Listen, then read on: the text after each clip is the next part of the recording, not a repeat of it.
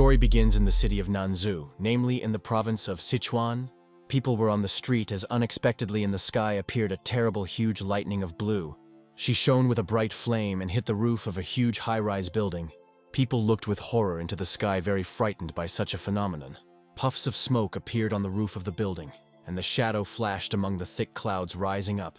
The guy in a long cloak stood on the edge of a high-rise building, looking in front of him at home, rise in front of him. He looked forward, thinking about something of his own. He thought that he had finally returned. Meanwhile, the girl smeared the wounded cheek of her brother with alcohol tincture. She asked, "Really?" He had a fight again with someone. From a young age, he and his sister Jiang Zuzi lived, supporting each other until an accidental meeting 8 years ago. The gray-haired old man went to the boy and asked him to stop, because he sees that his bones are excellent and this is a very rare talent. He explained that he has one treasure and asked if he was interested in this. But the boy refused, thanking the old man, then flew far to the wall. This accident completely changed his human life, and he opened the gate leading to another world. After 8,000 years of bloody struggle, in the end, having achieved great respect, he just met with an immense void and loneliness. Thoughts about the man who remained on Earth did not leave his head. And finally he found an unusual way to overcome time and space. He circled in the air, knowing how to fly, and a bright golden circle glowed above his head. The boy put his hand forward and his eyes lit up with a white, transparent light. After that, the gaze of this guy again acquired all the colors, and he told his sister that he was returning home. The guy in a long cloak walked along the street and everyone around him looked at him in surprise. Many people shot him on the phone smiling, and the girls looking at the amazing person giggled sweetly. When the boy moved along the road, unexpectedly, the car began to approach him. He threw a strange look at him, and his eyes again lit up with a blue, bright veil. The protagonist stopped this car with one dexterous movement. A man sitting behind the wheel asked if he was stunned, and why he got up in the middle of the road for sure to die. The driver began to take off his sunglasses and exclaimed, looking at the guy, that he reminded him of someone. He did not ask Jang Zilin. The main character also recognized his classmate Jiang Zilin in this guy. He is a classmate from high school, and due to the fact that he looked gloomy, in high school he always competed with him. Jiang Zilin asked if he had recognized him. How many years they have not seen each other, and having dressed in this way, is he really engaged in cosplay? The girl who was sitting next to the driver also took off her glasses and exclaimed that they had not seen each other for a long time. The main character realized that in front of him is Tan Yu, the first school love, and if he had not crossed the line, perhaps they would have been together. He exclaimed in surprise, looking at the girl, that she was here too. The boy asked if she knew where his sister is now. Jiang Zilin said that he asked the wrong man at all. Although this area moved in connection with the demolition, he does not know where his sister is. The classmate told the guy that he heard that some rich family took her. If we assume, now she lives much better than him. The guy threw some strange, despicable look on the protagonist. He added that in the past, during the move and due to demolition, they did not find him and his sister was not there either. They did not receive compensation for the demolition of housing. Jiang Zilin asked to look at himself because now he looks like a beggar. He handed him the money and said that the guy could open a small business. Jang Zilin threw a surprised look at a pack of money that the classmate offered to him. The girl also looked in surprise at her comrade, and her gaze was a little sad. Jiang Zilin continued to hold several packs of money in his hand, passing them to the main character. He took these bills and thanked his classmate, because he just had no money. Tan Yu said that 5 days later in the restaurant, Jiang Zuzi, their group organizing a meeting of graduates, and asked the guy whether he could come. Jang Zilin replied that he would come if he had time, after which he went about his business. Jiang Zilin, after the main character, told that if he had a question about a lack of money, then let him come to him, just a cleaning lady. Of course, he will help his old classmate, and laughed at gas. Jang Zilin, pleased with several packs of money, headed forward. He decided that now, for a start, you need to find an apartment, replaceable clothes, and also think about an action plan.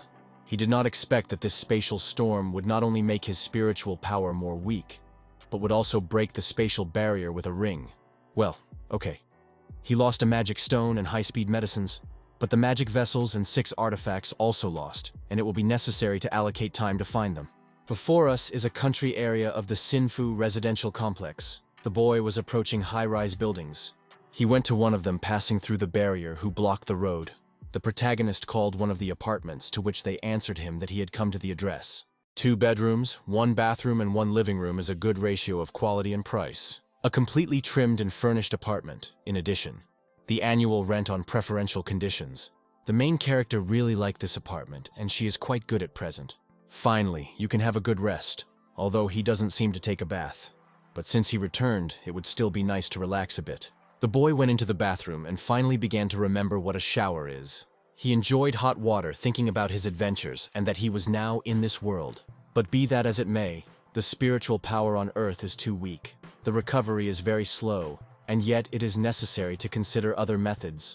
Jang Zilin suddenly heard and felt the appearance of someone in the apartment. Did someone come?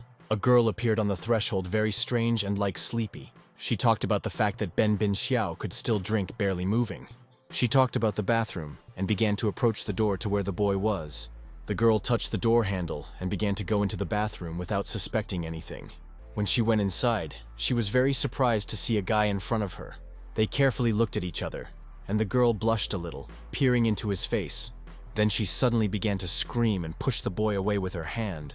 She began to scream and say that there was a bandit in front of her. The protagonist held on his cheek with one hand on which a red trace shone from his palm. He asked the girl why it was so much in the face.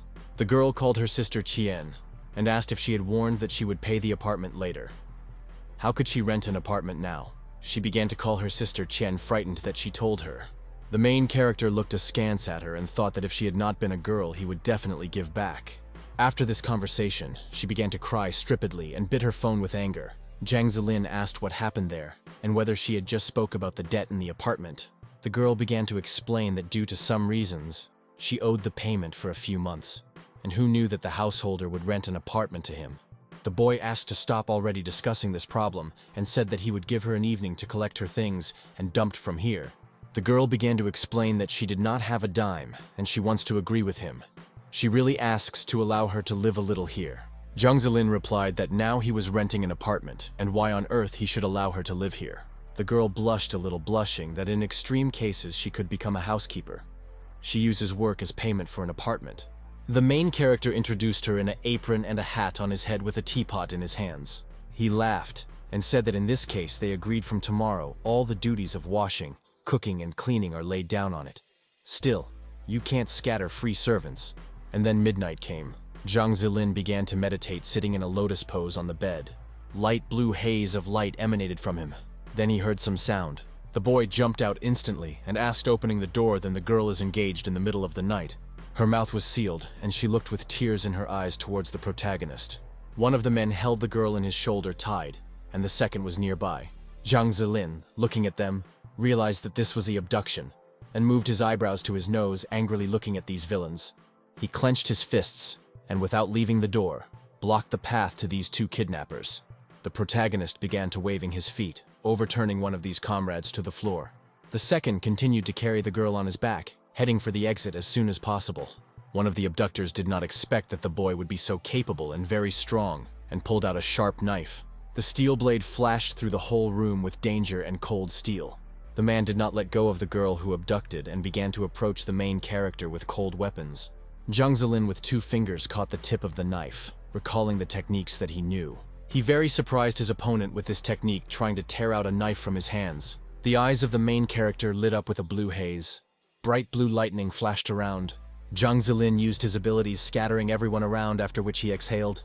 Bright blue haze circled around them, and he took the kidnapped girl from his enemy. The boy began to take her away from danger, closing her eyes and focusing. Jang Zilin, when he carried the girl a little further, asked how they were connected with his housekeeper. Before he had time to take her, he noticed that the bandits were very quickly and cleverly fled. He exclaimed that he did not want to chase them today. The boy's eyes lit up with bright fire. The housekeeper was still in his hands, and tears of tears flowed down her cheeks. It's good that she was already in such a danger. The boy laid her on the sofa and took off the tape with which her mouth was closed. The girl asked him not to chase them because they are the mercenaries of her father.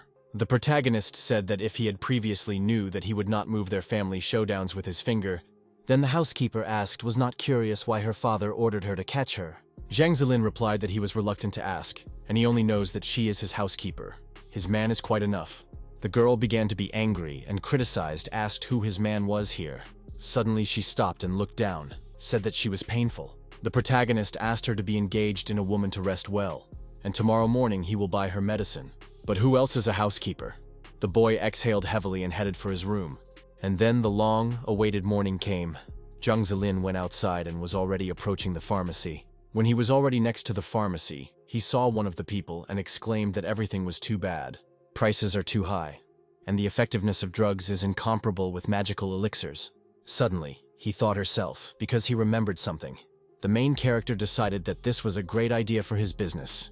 Jang Zilin, holding his head, said that he had spent half a day in search of healing herbs, but he still found nothing for the elixir of immortality. Before us is the surroundings of the city of Nanzhou, the province of Sichuan. However, at the bottom of this lake there is an ice-healing grass that it can use. Before he had time to finish how the presence in the green bushes felt in green bushes, the old man walked through the forest who said that according to the instructions of the search engine, it should be here. The old man also heard the guy and asked if there was someone else. He told the young man that today the elder Ben will be practiced here in witchcraft, and magic forces do not tolerate prying eyes. It will be better if he leaves this place as quickly as possible. The main character asked if he was making a film about martial arts here and called him an elder of 7 or 8 bags.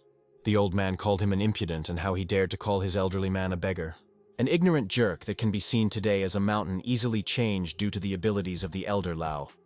Jang Zilin began to be sarcastically and said that the elder was going to conjure and he was afraid.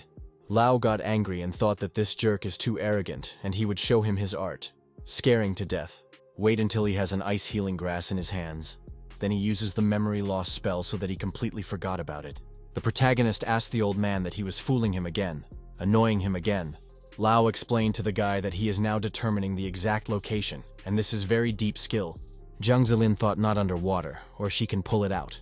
If so, how it will reduce his concerns. The old man closed his eyes and began to meditate, directing a bright golden circle towards water. The circle began to approach the green rays right into the center of the lake that is illuminated with a bright light, and it seemed like to spill.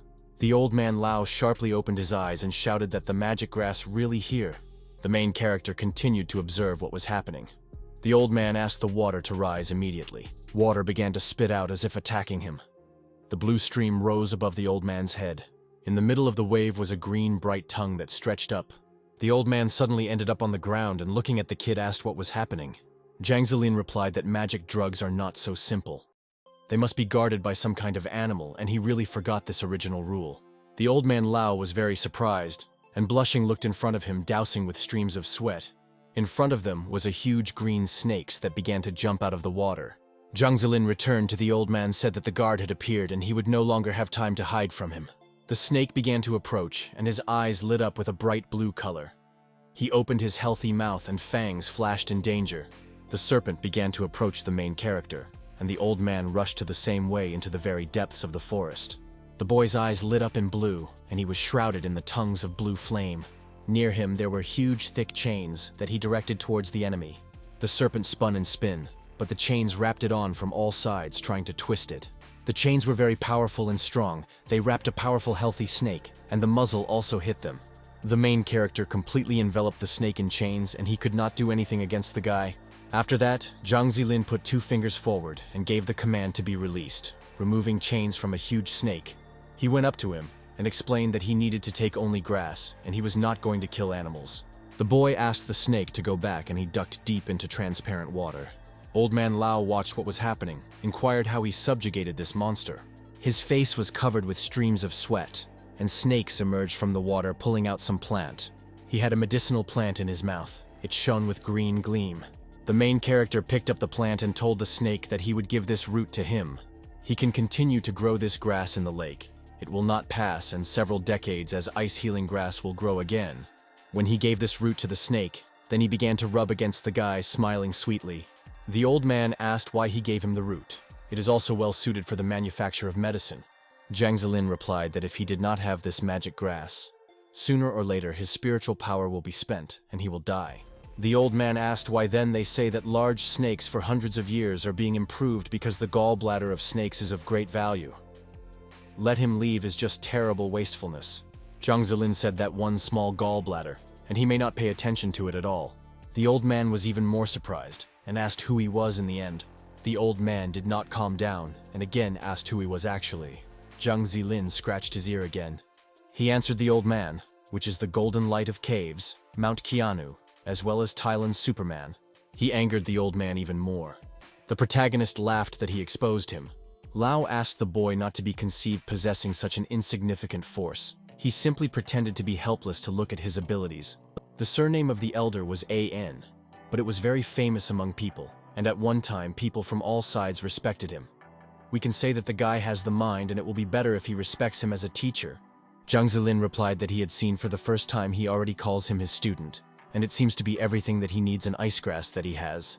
The residential microdistrict Sinfu was spread out in front of us, namely the apartment of Jang Zilin. The main character did not expect that the damage from the loss of forces would be so serious. From the extract of this grass managed to prepare only 4 pills, but the most problematic is that the ingredient that is usually added to the magic grass is also difficult to find. Jang Zilin explained to the housekeeper that these pills juyan and they can completely restore spiritual power. If an ordinary person uses this, then they will not only help to recover from diseases and wounds, degenerate, but can also increase life expectancy. The girl did not believe it and asked how 1 chocolate can be able to cure all the wounds. The boy asked if she knew where the market of healing herbs was located, and now he was already in the southern part of the city in the market of healing herbs, realizing that it should be here. Now his spiritual power is very weak, therefore a lot of medicines need to be taken to recover. First, you need to figure out how to sell the pills of a given. Then think again about how to buy even more medicinal materials. While he was thinking about it, unexpectedly, someone called him by name, and the boy turned around. Behind him was a guy who recognized him and asked if he was really.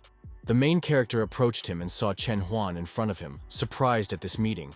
His gaze changed and he moved his eyebrows to his nose, was alert approaching the enemy. The guy also clenched his fists and they jumped towards each other. Surely it was his sworn enemy or something like that. Their palms met, and everything around shone with a bright white flash.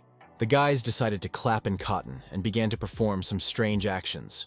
They began to use a wave of cotton, and the protagonist protection with cotton. After that, the guys breathed heavily, and the protagonist said that he lost. The guy called him a wretch, because how many years they did not see him, and he was still the same unlucky. It turned out that he was not his enemy, but was even a comrade. The guy asked where he had been worn all these years, and he seemed to grow out of the ground. Jang Zilin replied that this was a long story, and he came to the market to buy some medicine. The comrade said that he knows all the local owners, and they will go together, no matter what. After they finish, he will treat him with dinner. How long they have not seen him, and they are simply obliged to get drunk well and remember the past. The left side is a gray side, but there is little people here, and this is the abode of rich and powerful people. They say that here you can still buy 100-year ginseng. The trading area here is divided into 2 parts, and on the right, this is a long crowd to the people. People who buy ordinary medicines. The maximum amount of payment can be at least 100,000. However, this is not the place where they can go with him. Jang Zilin thought that he was in front of him of a section of spiritual power. His comrade said that he ran the wrong side, and that side is not the place where he could go. The guy stayed in place and grabbing his head in his head exclaimed that this kid was very problematic. He ran rather for his comrade. But he was very fast and was already in front of the door on which Bao Bao Tong Jin was written. The spiritual power suddenly disappeared, and he felt it. Jang Zilin decided that she was in any way inside this building. The comrade caught up with the protagonist and said that he was running very quickly, so that he almost died catching up with him. He explained to a friend that Bai Bao Tong Jin is not the place where they can enter, and it is better for them to get out of here faster. Before he had time to finish how 2 guards had already asked them to stop immediately, one of them was threatened with a bat, and said that outsiders were forbidden to approach the entrance to their store, and he asks him to quickly leave this place. Chen Juan began to stop the guards and asked not to swear because his friends simply got lost and they were already leaving here. The guy began to explain to a comrade that ordinary people did not go here, and recently one major merchant burst here. As a result, they were beaten, and in just a night someone bought his company. Jang Zilin asked what was hiding behind this Bai Bao Tong Jin. Chen Juan explained that they say that this is the largest collectible and auction trading platform in their province, which has the right to import goods at low prices. Therefore, he asks him to leave here as soon as possible.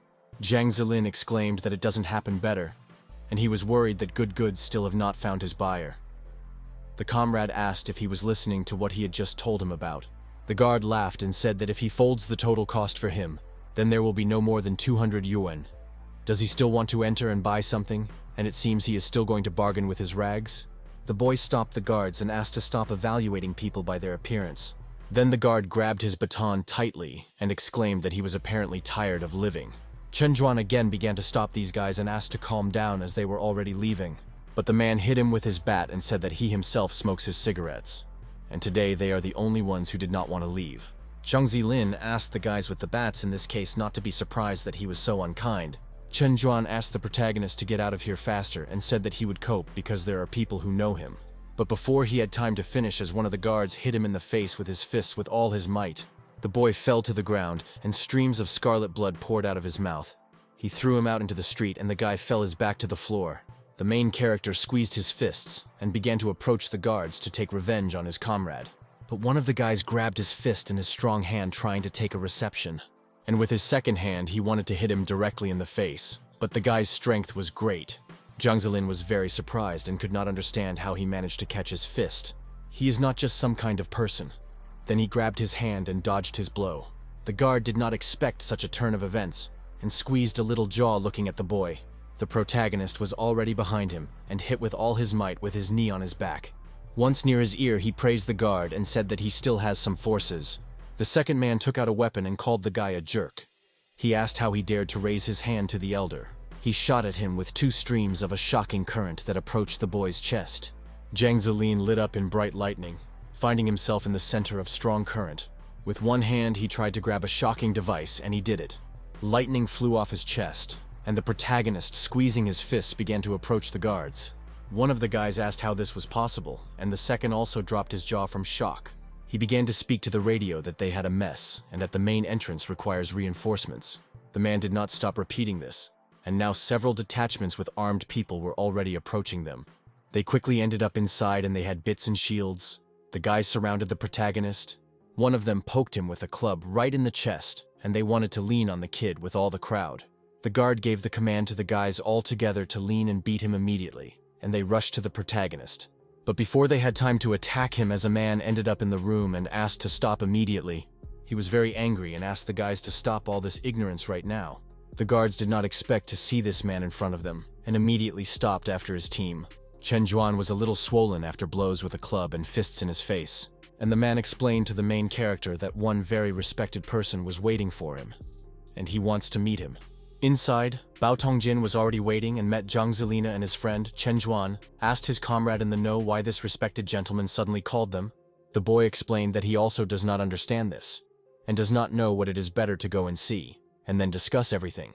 Near the main door stood 2 girls who opened the door in front of the main character. The man asked them to go inside and the boy carefully looked into the room. He told the monk that he had arrived, whose man he asked to go to him. When the old man turned around, he told the guy that they had recently seen. Chen Huan told a comrade that he dumped since Jang Zilin knows this monk. According to rumors, this is an incomparable master in the field of effective search and manufacture of immortality pills, as well as in terms of treasure research. At the same time, he is an unthinkable rich man and an outstanding person. Apparently the spiritual power that Jang Zilin felt previously emanating from this old man. But on the other hand, who was he, and in the end such an amateur or a special person? Is this not the largest auction house in this province? Besides, it has a fairly high position here.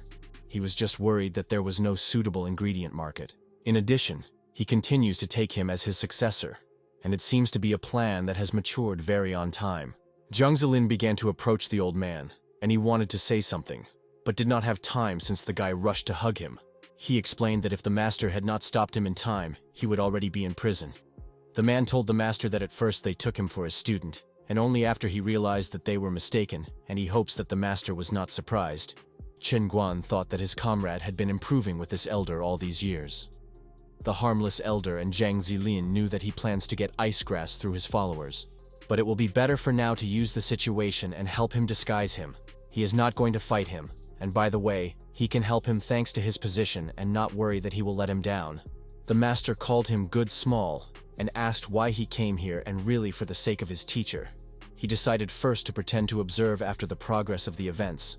Jang Zilin asked the master if he had forgotten.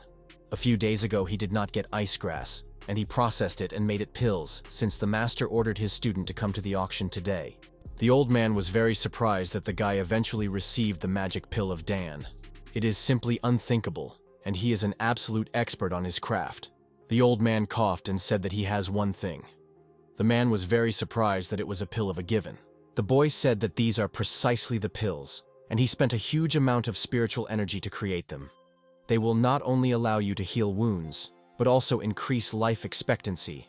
The old man clenched his fists and asked to look and call him all the nonsense. Chen Yuan was very surprised by this, and the man asked the elder if he wanted to put up on sale. Lao replied that it was not bad, but he would like to have such a medicine, and it would be a great success.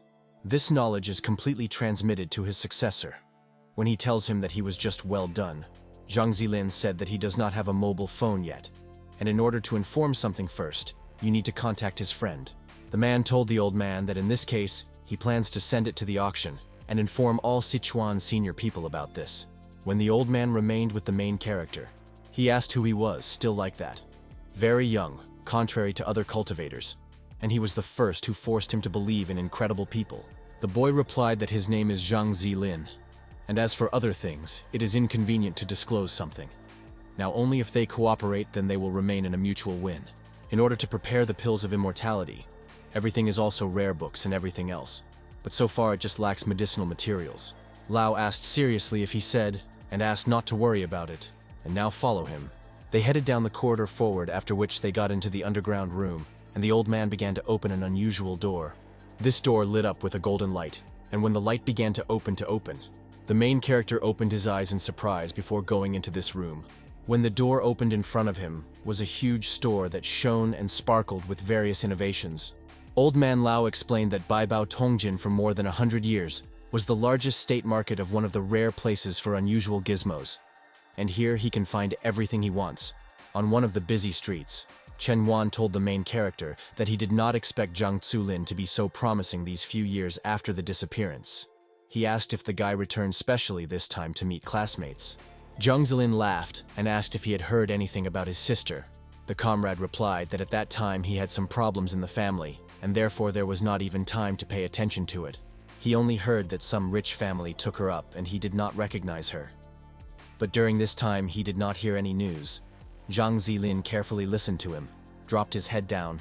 The comrade asked him to cheer up because they did not see him so much, and tonight he invites him to get drunk to the parliament. Chen Juan asked if it was possible to silence for him a word in front of the elder. Jang Zilin promised his friend to talk to him later. The protagonist thought that now the old man probably estimates his losses, as he asked to send many valuable things to his house for making the medicine. Jang Zilin and Chen Guan were already approaching the door of the restaurant that was called the famous Hogo. The comrade asked not to look at the fact that this restaurant is small, but the whole Nanzhou is aware that there is excellent food. Ordinary people who do not depend on the amount of money like to eat here. The main character noticed a lot of people here. Chen Juan explained to his comrade that they probably were mistaken in a restaurant since there is usually not such a queue. Jang Zilin reassured his friend and said that they could really eat well here. Meanwhile, the girl was sitting at the table and laughing said that she had finally defended this line. She ate a fat chicken and talked about the fact that today she would get drunk to the dump. The girl did not have time to eat very satisfying and began to open her mouth to enjoy food. Suddenly, the main character turned out to be behind her and shouted so loudly that she dropped the thigh on the table. She called the kid a boob and turned around and asked who scared her so much. Jang Zilin told his housekeeper that she did not have money to even pay for an apartment, or money will simply flush. The girl asked, could she not use her things to sacrifice her stomach? And Chen Huan was delighted when he saw the girl. He explained that since even some did not stay away aside today, he invited his friends, and he asked the protagonist to introduce him to his bride too. Jang Zilin replied that she was not his girlfriend. The housekeeper asked the protagonist not anger at the person who lives at his house. Chen Juan told the waiter that 2 more people will be on this table. The girl began to order fried pork rods and a sweet and sour sauce, 3 chicken, fried shrimp with cashew nuts, as well as boiled beef with spicy sauce.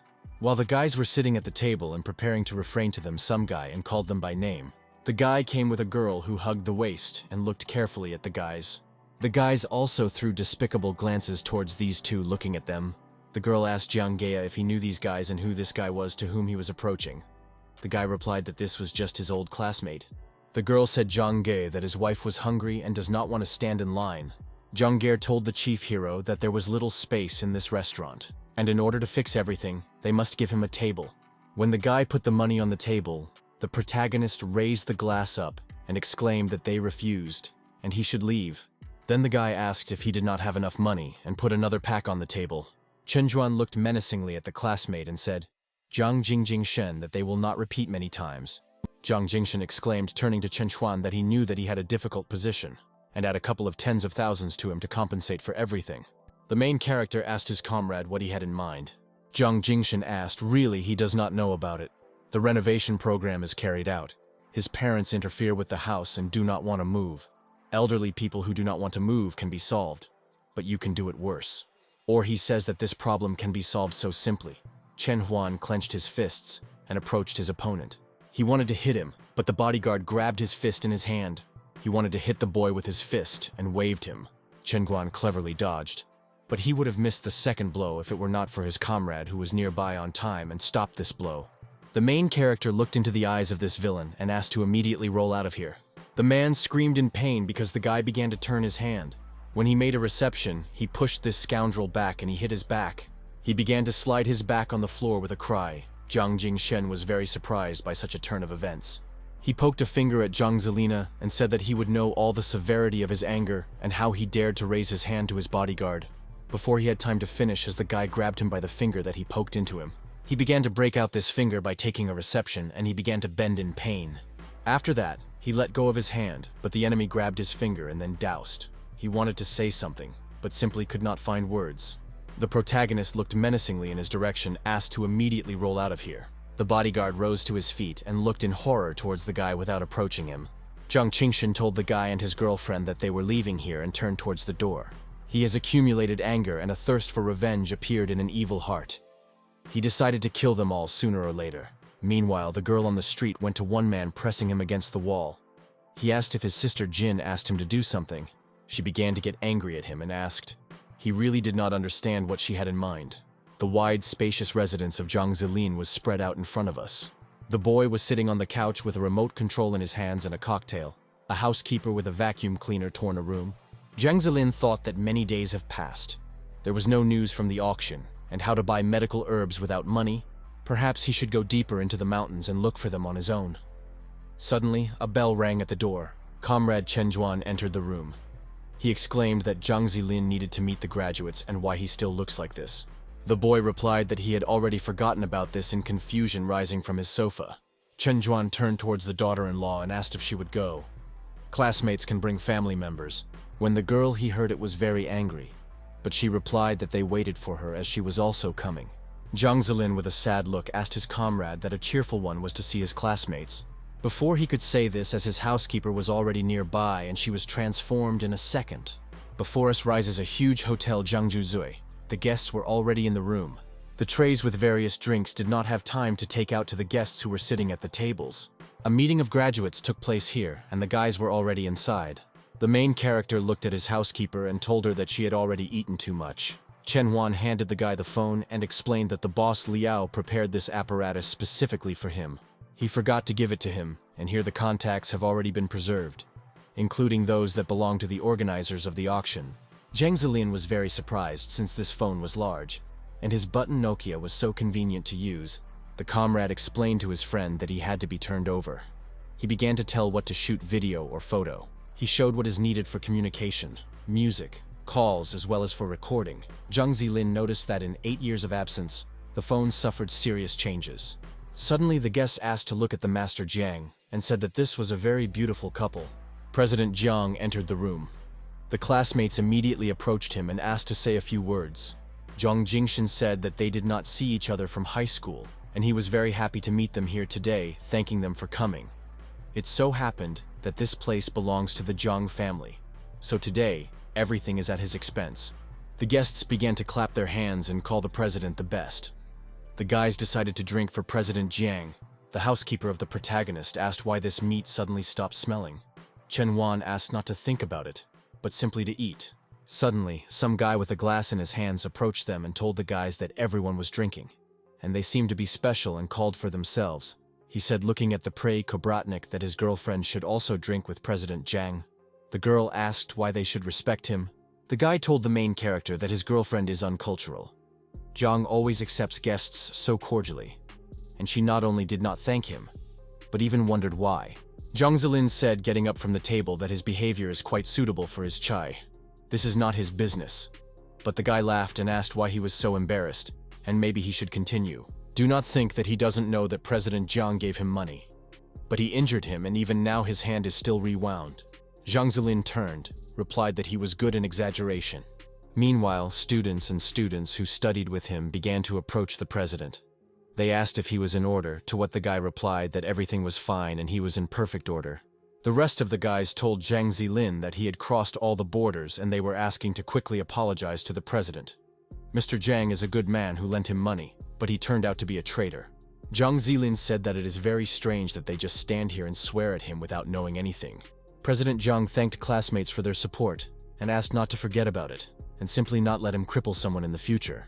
But one of the guys exclaimed that, despite the fact that the president is so merciful and virtuous, such things cannot be ignored. Such villains as he burden their society, and they cannot let them go so simply.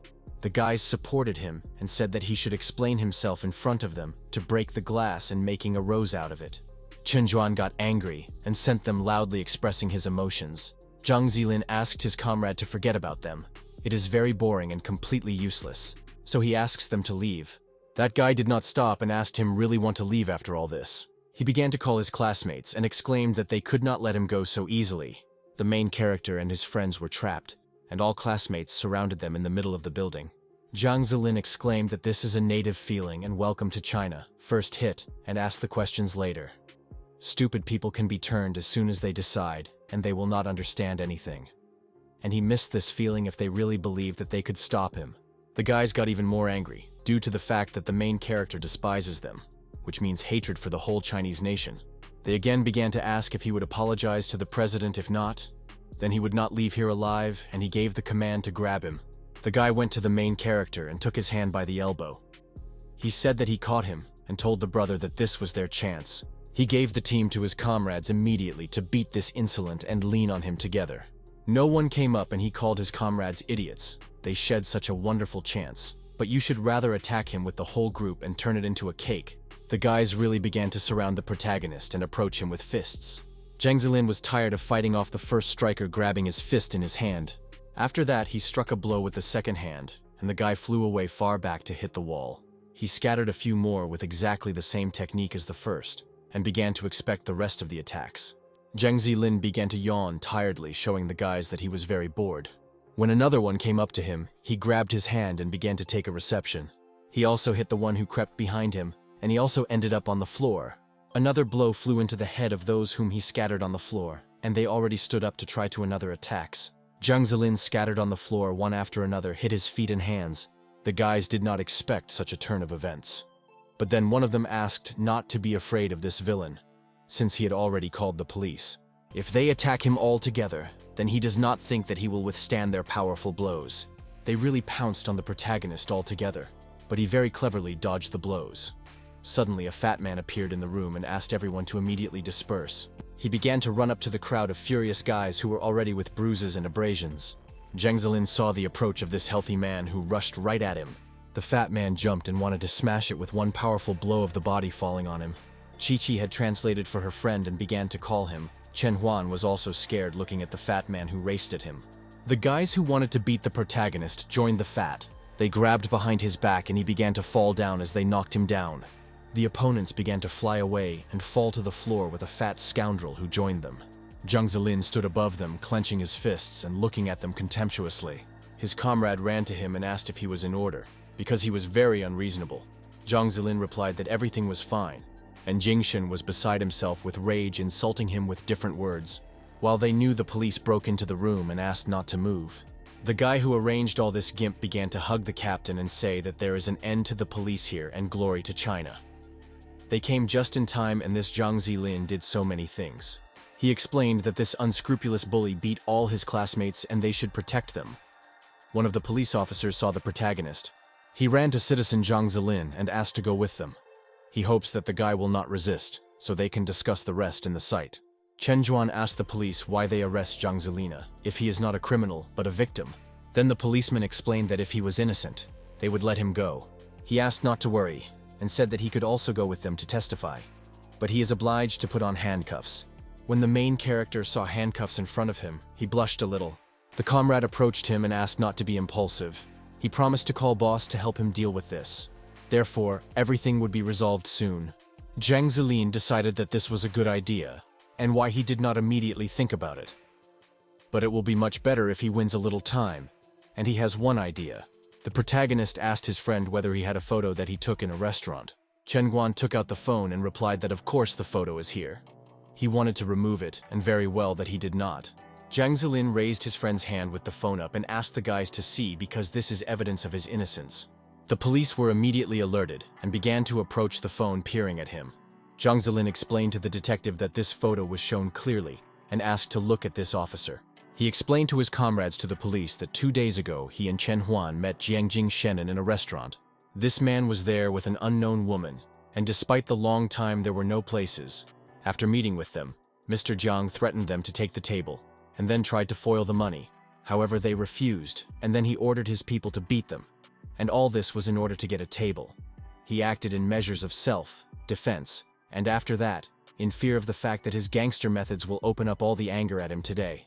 Jang Zilin asked the police if they still do not believe him to call that restaurant. He thinks that they will share records from video surveillance cameras and the boss will also be entrusted for them. He thinks that they should be interested in learning about all the sins of this person, and this is very exciting. Before he had time to finish it, as the girl approached the president and asked if he had swore to her allegiance. How to understand all this, and is he really a deceiver? The guys began to say that the president seems to be really not such a good person. That is why Jang Zilin was distraught and beaten these guys. This is all due to the fact that he was sung. Jiang Jingshan asked to wait a minute and said that all this is slander. He asked the officer to immediately arrest this villain. But then someone appeared on the threshold of the premises. It was the police chief, and he strictly looked at his subordinates passing inside the building. The captain was honored to his chef asked why he was here. The chief Li asked why he would not be here and why they did not report anything to the authorities. Now they definitely have problems. Jiang Jingshan laughed and went to the chief. Li said that he was in front of him and the boss just in time. He asked to arrest Jang Zilin. But before he had time to finish how the chef gave the team to arrest this particular man, and as soon as possible, the archers were in the hands of President Jing Shen. He began to scream and ask why the police chief arrested him. And not that guy. He is the only heir to Jang groups. Part of this city is influenced by his family, and he cannot arrest him because he has ties. He did not violate the law and why he detained him, and not that guy. Li explained that they had just received a huge amount of evidence that confirmed the fact that the Zhang family assigned the money of citizens and gave bribes using this money. The assets of his companies are frozen and subject to investigation. Jingshan asked him to let him go and wanted to contact his lawyer. He asked to help him because he did not violate the law. The man went to the director Li and said that this was a great job. The chef called Mr. Liu too polite, since if not for him, they would not be able to close so many corrupt businesses, and he is happy that there are people like him in their world. The guys started talking about the fact that even Zhang groups could not be compared with this man. One of the classmates said that he heard about bribes but did not think that this was really so. Mr. Zhang is too dirty. Mr. Liu told the chief hero, the one who humiliated him was arrested. He did not expect that he could justify himself so well, and, by the way, the auction would take place at 8 in the evening. The boy replied that this is all thanks to Mr. Li and he would take an auction. The guys were very surprised that Jang Zilin and Mr. Liu knew each other. He really is a tiger in the skin of a sheep. How they can be friends. They should not have believed the rumors about the guys like him, and it doesn't matter that he was not worried about them. The girl who came with the president, looking at what was happening, exclaimed that she was mistaken and chose the wrong one. The auction hall spread out in front of us, and customers began to visit him by entering the room. The protagonist with his guys, they thought that there are so many influential and famous people. Jang Zilin decided that it was not bad, and this is certainly not a heavenly pavilion. But he will easily sell it to these rich people. The girl approached the table as well as the rest of the comrades. The man sat next to his wife and said that he was finally starting and he could not wait. And is it all not exciting? The woman replied that she heard as if they were waiting for a surprise in the finale. And this is a real treasure. A gray-haired old man with a wand in his hands also came to the auction. Also many influential people. A woman entered the stage and greeted dear guests at today's auction that begins. She said that today the auction would be held between 4 groups and asked the first participants to be greeted by East Zhou Li Gui. Visitors immediately began to clap their hands in anticipation of a great man. Meanwhile, the Master Lao greeted the protagonist and exclaimed that he was finally here. Jang Zilin showed the master a bottle with a round small pill. He explained that he put her inside and asked when they would already go on stage. One of the guests told her boyfriend that this old man looks unreliable. The old man Lao told the guy that his bottle is too cheap and they are in the grand final, so he asked to use his bottle. Good pills should be in good nephritis, and this is the only way to protect their quality. Jang Zilin almost forgot that this was a rare treasure from the ground. The man told the old man that the final is very soon, and you need to prepare for the exit. The guest saw the elder and the guy standing next to him. The jade spiritual spiritic box of cold light beckoned with its beauty. Even she is one very valuable thing. And who is this guy near the master? The presenter said lady and a gentleman to prepare signs, because they present the grant of the finalist of their auction Jujan Dan. The guests immediately met their places, and was surprised to ask how this is possible, and whether it was true. Is it really that legendary thing? The main character began to open the box. When he opened it from it, an extraordinary aroma began to come from it, which touched the smell of all around. A gray-haired old man with a wand in his hands exclaimed, turning to the elder, that he was a real legendary pill. The elder asked Mr. Wei not to worry since this is really all the present. This is his student, and they worked very hard to get her. If he is not sure, he can check it after the auction. If the result does not correspond, then it will pay doubly. The guys began to shout that they believe the elder and raised their hands up supporting him. The presenter announced the beginning of the auction and said that the initial rate is $5 million. She said that a person can add at least 1 million on top. The signs began to lift up and offer 10 million, 15, 30, and the rates grew and grew. A person with a sign at number 5 offered 50 million. The man raised his sign with the number 1 and offered 100 million at once. He told Mr. Wei that if he does not stand up now, this thing will definitely become him. Before he had time to finish how the old man with a wand in his hands raised a sign and offered 1 billion. Visitors were simply shocked by such a figure. The man began to bargain and offered the amount more. Then the gray-haired old man decided not to give up and called the price of 1.5 billion. The man continued to bargain and offered almost 2 billion. Then the gray-haired old man got up from his seat and voiced the amount of 2 billion. The man remained with nothing, and this lot leaves Mr. Wei. He becomes the owner of this incredibly expensive thing. Jang Zilin grabbed his hands by the chest and thought that it was a great power of money. It seems he fell in love and began to earn money. The protagonist presented the old man to the old man with an expensive pill. Mr. Wei reached out with his hand to a round glowing ball and threw it in his mouth. When he swallowed this pill, then his wand flew far to the side, rolled down on the floor. The old man closed his eyes as shocked from what began to happen to him. When the stick flew off, he firmly stood on his feet and quickly younger. Mr. Wei exclaimed that all this is true. Visitors looked at him in surprise, and the men who also offered a high price looked at him with envy. Mr. Wei laughed and said that Zhu Yang is worthy of his name, and even these 2 billion were worth it. The guys began to approach the elder and ask if he also has it when the next auction will be.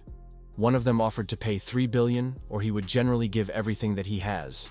The other shouted that he would pay in dollars, and the price would surprise him very much.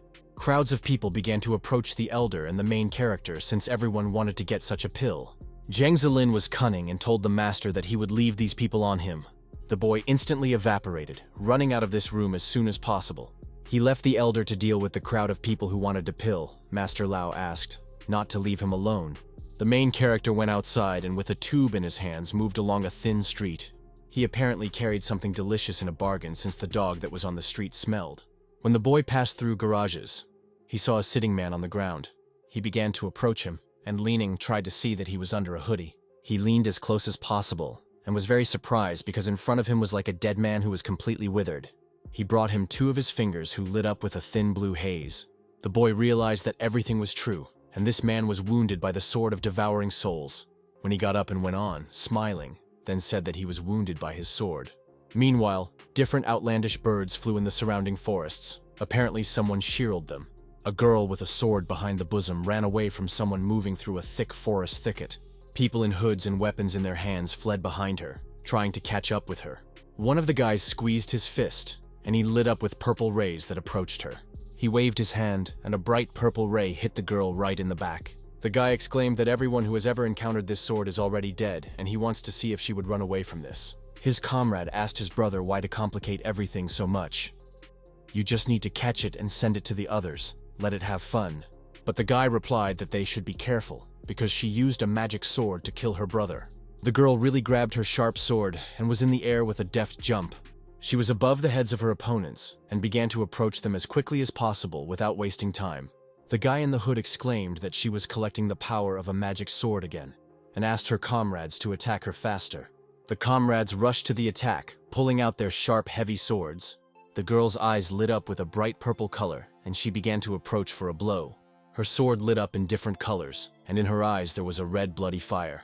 There was a strong flash, and their swords met in a formidable, fierce battle. The struggle lasted a very long time, and in the end it ended. The girl sat exhausted near a large tree and said that the last drop of spiritual energy took a magic sword. She took off her hood from her head and told the master, looking sadly into his eyes, that she really tried. She began to cry, speaking about Master and his brother, and who at that moment saved her at that moment. Meanwhile, a man who was in green bushes behind a huge tree was already following her.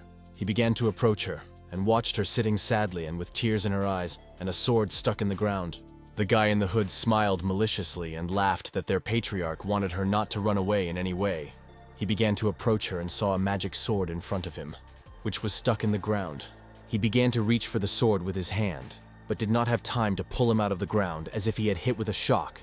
The power of the sword pushed him far back, and he flew off to hit the stones with his back. The guy could not understand how this sword himself attacked him and stuck directly into his chest. Meanwhile, the night was already coming to an end, and the girl slowly began to come to his senses. She saw a guy in front of her with a sword in her chest and realized that she had lost consciousness. But where was her expert who helped her? She grabbed the sword from the chest of a dead man and looked aside. There was nobody around, but she felt the presence of someone in this forest. She began to turn around and ask who he is and who is here. In the girl's hands was her sharp, long sword, and she looked at him very carefully. He lit up with various bright colors, and an eye appeared in a fiery flame that looked at her. In this sword there was an incredible power, and she felt the soul, blood, and power. The girl grabbed her head, not realizing what was happening with her again. She did not stop holding her hand behind her head, looking at the sword, which seemed to drill her with her gaze. He gave her information that they destroyed her clan. The sword seemed to come to life in her hands. He continued to tell the girl that they killed her master, and whether she wanted to take revenge on it. Bitter tears appeared in the girl's eyes, and she closed them to cry even more. She saw in this sword of her master, and tears poured with a stream of her eyes. The girl perfectly understood what she wanted, and decided to take revenge on her master and dear people. She told the Yao clan that she wanted to be paid for all her atrocities. The main character ended up in the forest near dead people, and said that it was already too late, and it seems the battle is already over. He went to one of the killed and asked who used the soul sword. He could not understand what kind of clan it was, and his gaze changed when he looked at the sign. On a wooden plate there was an inscription and outline of the human skull. The main character decided to see if someone nearby and began to look around. He went through many corpses to go to the forest thicket in search of something new. Jang Zilin turned his head to the side as he felt a sword of devouring souls. He went to one of the hoodies and began to raise it to see who is inside. But he was very surprised at something when he began to look at this cloak more closely. His eyes shone with curiosity and some kind of longing. He saw the embroidery of Tsiyu on the fabric, and thought about it with sadness, looking forward. He remembered how the sister asked if his brother liked her embroidery. He remembered his sister, and with a swarming thought what happened to her. Didn't Chen Huan say that she had gone with the master, and did Tsiyu also participated in the battle? The Sword of Deviations of Souls is a great danger to the spiritual stream, and this is an evil weapon. The main character decided that he should find his sister, otherwise something can happen to her. Meanwhile, in the lounge of the House of Auctions, the elder lay with a bump on his head. The main character approached his comrade, and he was happy to ask the guy found his sister. Jang Zilin was very sad, and showed the elder the map that he found on the field. He asked if the elder knows anything about her. Lao was very surprised, and exclaimed that this was the Klana Cho clan card, which means the disappearance of his sister is connected with him. Unfortunately, in their clan, they do not care at all about the laws and honor, and therefore they became famous for theft of jewelry and the murder of people. The main character began to shake the old man by the shoulders and asked where they are now. The old man asked him to wait a minute. He explained to the guy that their base is located at the foothills of Mushan, the Davan Road, the Chendan district. Jiang Zilin clenched his fists and decided that he would certainly find his sister Zy. Among the tall rocky mountains, strong houses of the Yao clan spread, The girl was already approaching the foot of these houses, and her eyes shone with revenge and anger. She did not let go of her sharp sword, and raising it up, cut the doors into small pieces. The guys from the clan could not understand what happened, and immediately wary decided to look. They ran towards the door, and when they saw the girl, asked who she was, and asked to stop immediately. The girl's gaze changed and lit up with red fiery color. She looked at her opponents. She did not let out the sword out of her hand and began to wield them, destroying everything around. The guys began to call their comrades and asked to immediately come to the rescue. They reported in their clan about the enemy attack and asked to prepare for protection. The girl looked with transparent white eyes at her enemies approaching as soon as possible to them. The man began to scream that the enemy appeared and gave the command to immediately rush into the attack. The girl squeezed her sword and began to wield them, directing it towards her opponents. The sword pierced the first who approached her, and she was very ruthless. The guys began to call their vice captain, from the mouths of which streams of scarlet blood sprayed. The man began to call the rest of the comrades to take revenge on the captain. Warriors began to use all their forces and abilities against the one who now attacked them. Bright green rays began to envelop the girl, trying to pick up the sword from her hands. But the girl's anger knew no bounds, and her revenge exceeded all common sense. The man put his hands forward, and in them was a bright red fireball. He began to use heavenly soil, after which the earthly fire that directed towards the green ball enveloped the girl, but in some miraculously, she turned out to be behind her opponents, intact and sound. They were very surprised by such speed and incredibly clever attack. The girl, lifting her sword as high as possible, lowered him to the heads of her enemies. The heads flew to the ground one after another, and she already interrupted many members of the clan. She jumped over the heads of people to deliver another blow to the rest. She raised her sword again and took off her head from her shoulders in her opponents. There were terrible, powerful explosions, and the cries of people were heard in the forest more often. Meanwhile, the gray-haired old man was in the room with a scalpel in his hands. He approached the monster of which he wanted to cut, and hearing the noise, asked what was happening there at all. A man ran up to him and exclaimed, turning to the elder, that the clan was in danger. This invasion and students were seriously injured. The elder asked his man as captains. The guy replied that they were all dead. Yao continued to rub his skull that was on a stick, and said that they had not really trained and dared to die in front of the enemy's face. Fortunately, he knit his muscles, these experiments in his hands. He smiled very much about it. Meanwhile, the main character was already walking along the navigator in the right direction. The navigator indicated after 400 meters to turn right on the underground road, and not pretend to be innocent, since it would not be cute. Jang Zilin was already jumping from the roof to the roof, moving forward in search of his sister. The navigator suggested fastening the seatbelts. The boy noticed that this navigation system is very accurate but too talkative. Meanwhile, there were already many corpses through the clan, through which a girl with a sword stepped over. She was full of anger and rage, and wanted to take revenge as soon as possible for all the insults that this clan caused her. Camcorders have already been brought to it. The elder of the clan decided to release an experimental sample. Judging by the legend of the elder Yao for more than 100 years, and he is a real professional in the technique of voodoo. Thanks to this, you can revive corpses using transformation. Recently, he heard that the elders went further and began to connect them with the beasts. The man thought that he was finally honored to see this. The girl stood in the middle of the sight with the ball in her hands, and the green rays were already flying in her direction. Evil, terrible monsters in the form of locusts and grasshoppers crossed with a person began to come out to her. The girl picked up her sword and began to wield them, scattering all crossed beasts. The paws and claws of evil monsters flew in different directions, falling with a roar to the ground. Her eyes glowed with a terrible red color, and she turned towards the next monster. The monster was already approaching her, and he was very huge and evil. He was a few meters in length. He bounced the girl's head and landed on the ground, since she was already above him.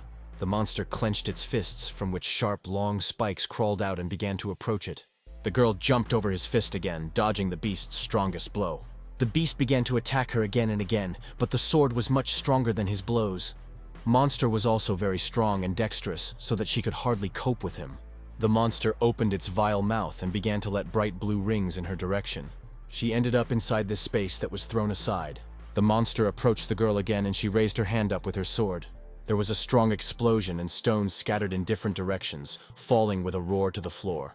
She again turned out to be a monster above her head, and raising her sword up to attack him.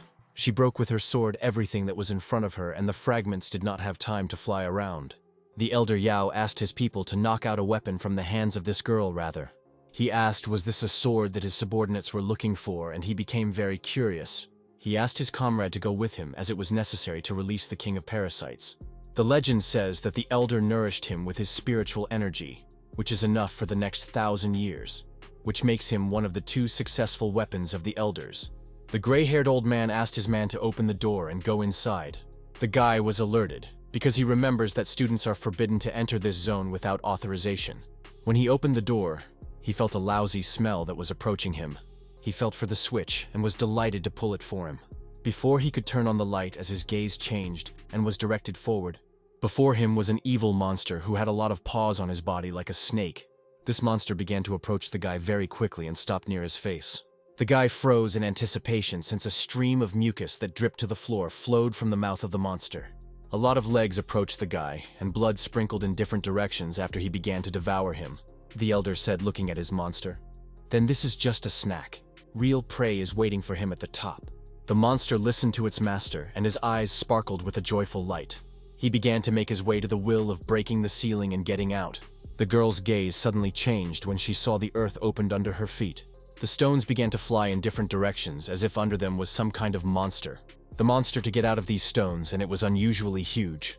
The girl did not expect a monster of such enormous sizes and prepared to defend herself. Meanwhile, the elder Yao put his palm forward and she lit up with a bright purple color. The teachings from his palm scattered in different directions and headed for the girl. The girl grabbed her sword as strong as possible and began to wield it, approaching the monster. The monster approached faster and faster to her, and he was very vile and long with many legs on his body. In addition to the paws on his body, there were huge long spikes that began to break away and fly towards the girl. She tried to protect herself with her sword, and sharp peaks stuck into it and fell down. She defended herself as soon as she could, because the monster was too cruel and large. He struck her so that she barely resisted. Her legs moved far back. She felt behind the appearance of a man and was a little alert. The man waved his weapons, releasing long purple rays towards the girl. She tried to defend herself from 2 opponents, from the elder and the evil monster. The man lifted his weapons that glowed with purple rays. He began to approach the girl, and the stones scattered around mercilessly, falling into the gorge. The girl was a little scared, but she did not stop defending herself, suddenly being trapped. She began to fall into the hole from which this evil monster got out and grabbed her hand over the edge. It was an unexpected turn, but she decided not to fight for life, but for death. The girl's hand looked up from this edge, and she flew down without letting go of her hands into her sword. The monster began to erupt the green bright flame from his mouth that flew toward the girl. A thick slurry dragged along the edge of the abyss and also fell down, oxidizing everything with her acid. The monster did not stop releasing bright fiery lightning towards his opponent, erupting the fire like a dragon. The elder exclaimed, looking at the girl, that now they would allow her to die without corpses. Monstrustics began to crawl out of the abyss and head towards the man. It was like the souls of dead people or killed who strove for him as soon as possible. The gray-haired old man was very surprised and was in earnest what was happening. These perfumes in the form of ghosts began to approach him, holding out their hands. The rest approached the monster who wanted to kill the girl, which fell into the abyss. The old man began to fight off the ghosts, and his hand lit up with purple. He could not understand what was happening, and while the evil spirits attacked the monster decided to wash away, he wanted to hide from these spirits, and the ghosts were already approaching the monster. He could not understand what the hell was, and they torn the violet ball that was around the monster. The man felt the power of a magic sword, of which was very surprised. The ghosts stretched towards the monster, and they managed to tear violet protection. There were a lot of them, and they attacked all at once, that the elder was even more surprised and scared.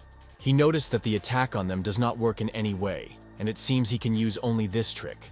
Ghosts continued to break the violet protection of an evil huge monster. The elder grabbed some vessel from his bosom and came as close to one of them as possible.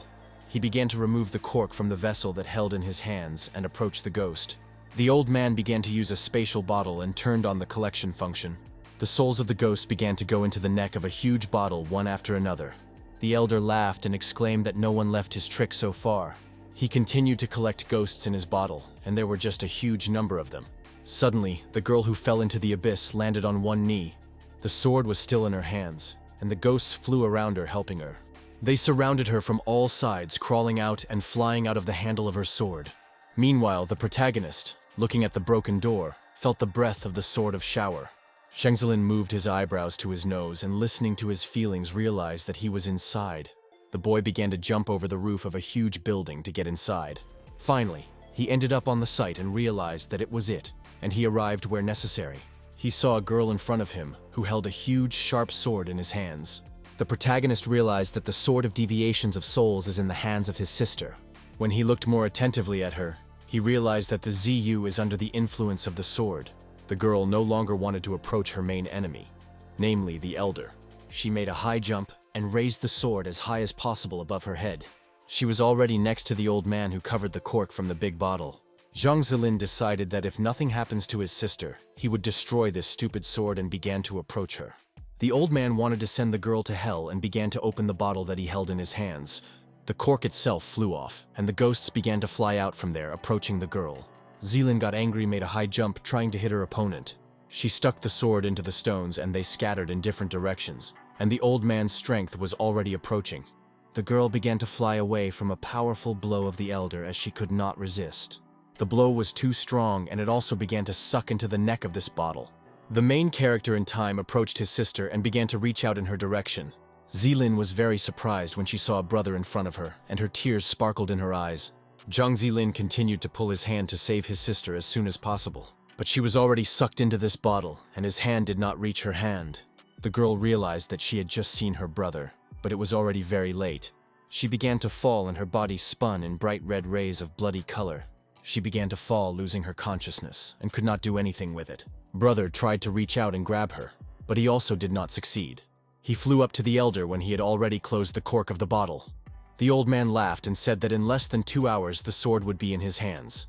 When the protagonist approached the old man, he defeated everything around with one deft blow, and the stones scattered around.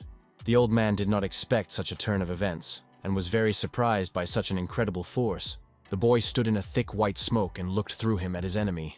He called the Elder the villain and approached him, being very angry. He asked the old man to immediately let his sister out of his bottle. Jang Zilin squeezed his fists and was ready to save his sister, fighting not for life, but to death with his enemy. The Elder asked where he appeared here and explained that it would overload if something else would eat. Then the boy threw an evil look at him and asked if he wanted to die. He directed all his strength against the Elder, and he tried to evade the blow. He felt a very powerful spiritual power and realized that the boy came with evil intentions.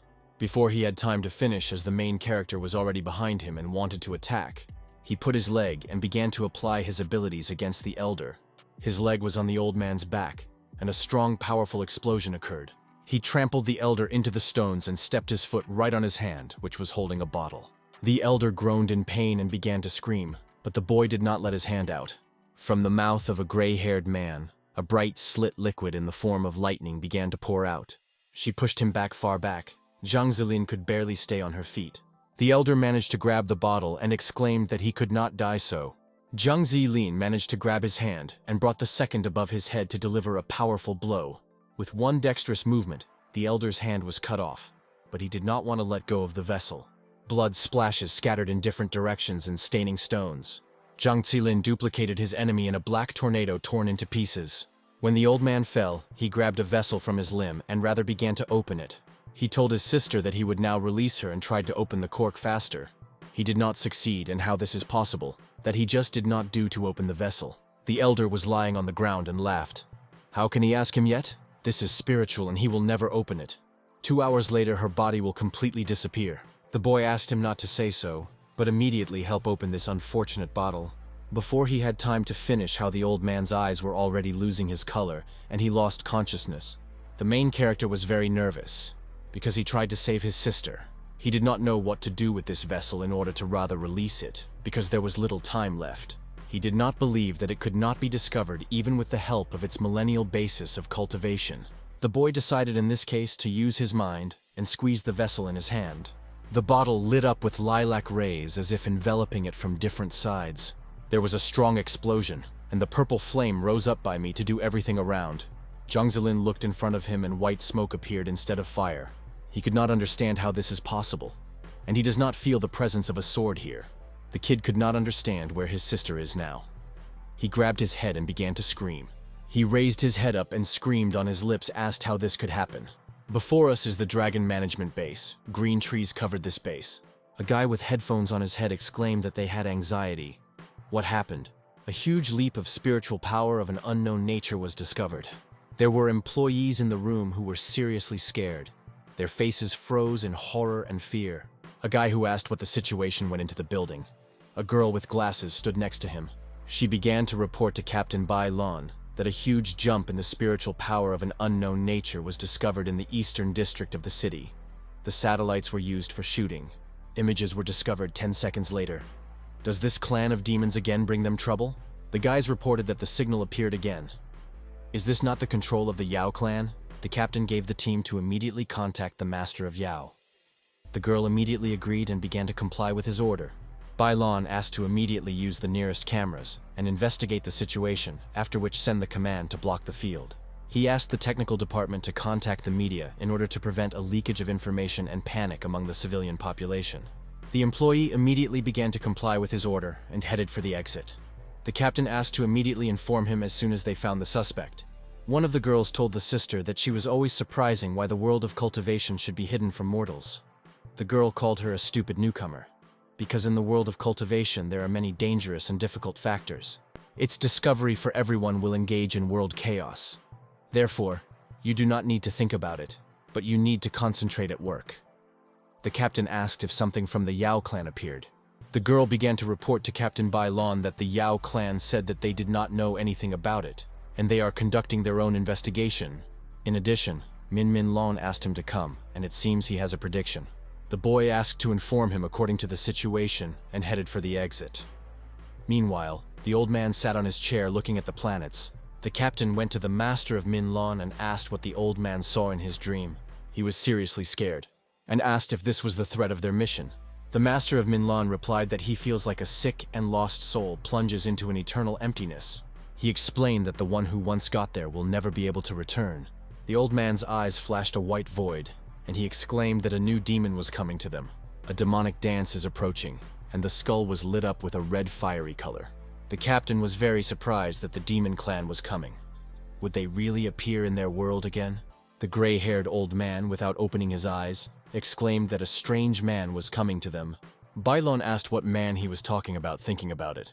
He froze in place and felt that his phone was vibrating in his pocket. The guy reached for the phone and saw that the employee was calling him. The girl explained that they found the cause of the jump. The guy looked at the old man again. Master Min Lon asked the captain to bring him here. The guy replied that the personality of the other side was not established. The master raised his finger up and said that he had a premonition, as if this person was associated with prophecy. The captain headed towards the door and exclaimed that he wanted to immediately check it. But the old man continued to think with his eyes closed and was very sad. The captain headed along the corridor towards the door and told his employee that he would personally lead the team. The girl replied that she understood it and immediately prepare everything. She will also definitely contact the oldest Wee. The captain exclaimed that he had not fought with someone for a very long time and would see how unusual this guy is. To himself, he asked not to let him down. Meanwhile, helicopters were already rising over the trees and high mountains over the district highway. The man who was in a helicopter reported to Captain Bai Lon that the target was discovered. The main character was completely shrouded in blue rays and fled that there was strength forward. Captain Bai Lon was delighted that he was found and asked to fly low and pick it up 10 minutes later. He began to descend towards the helicopter to speed up the meeting with the enemy. The pilots called their captain very modest, and one another asked how he thinks how much this guy would last. The second replied that 2 minutes and where he was before their captain. After all, Captain Bai Lon is the best in this millennium. The guy was already approaching the main character and showing him the badge explained that he was from the Dragon Directorate. But Jang Zilin did not listen to him, but simply jumping over his head ran on. He began to run that there was strength, and the captain was nervous and exclaimed that he had not yet finished. He spread his arms to the sides, and a sharp long silver sword appeared in his hand.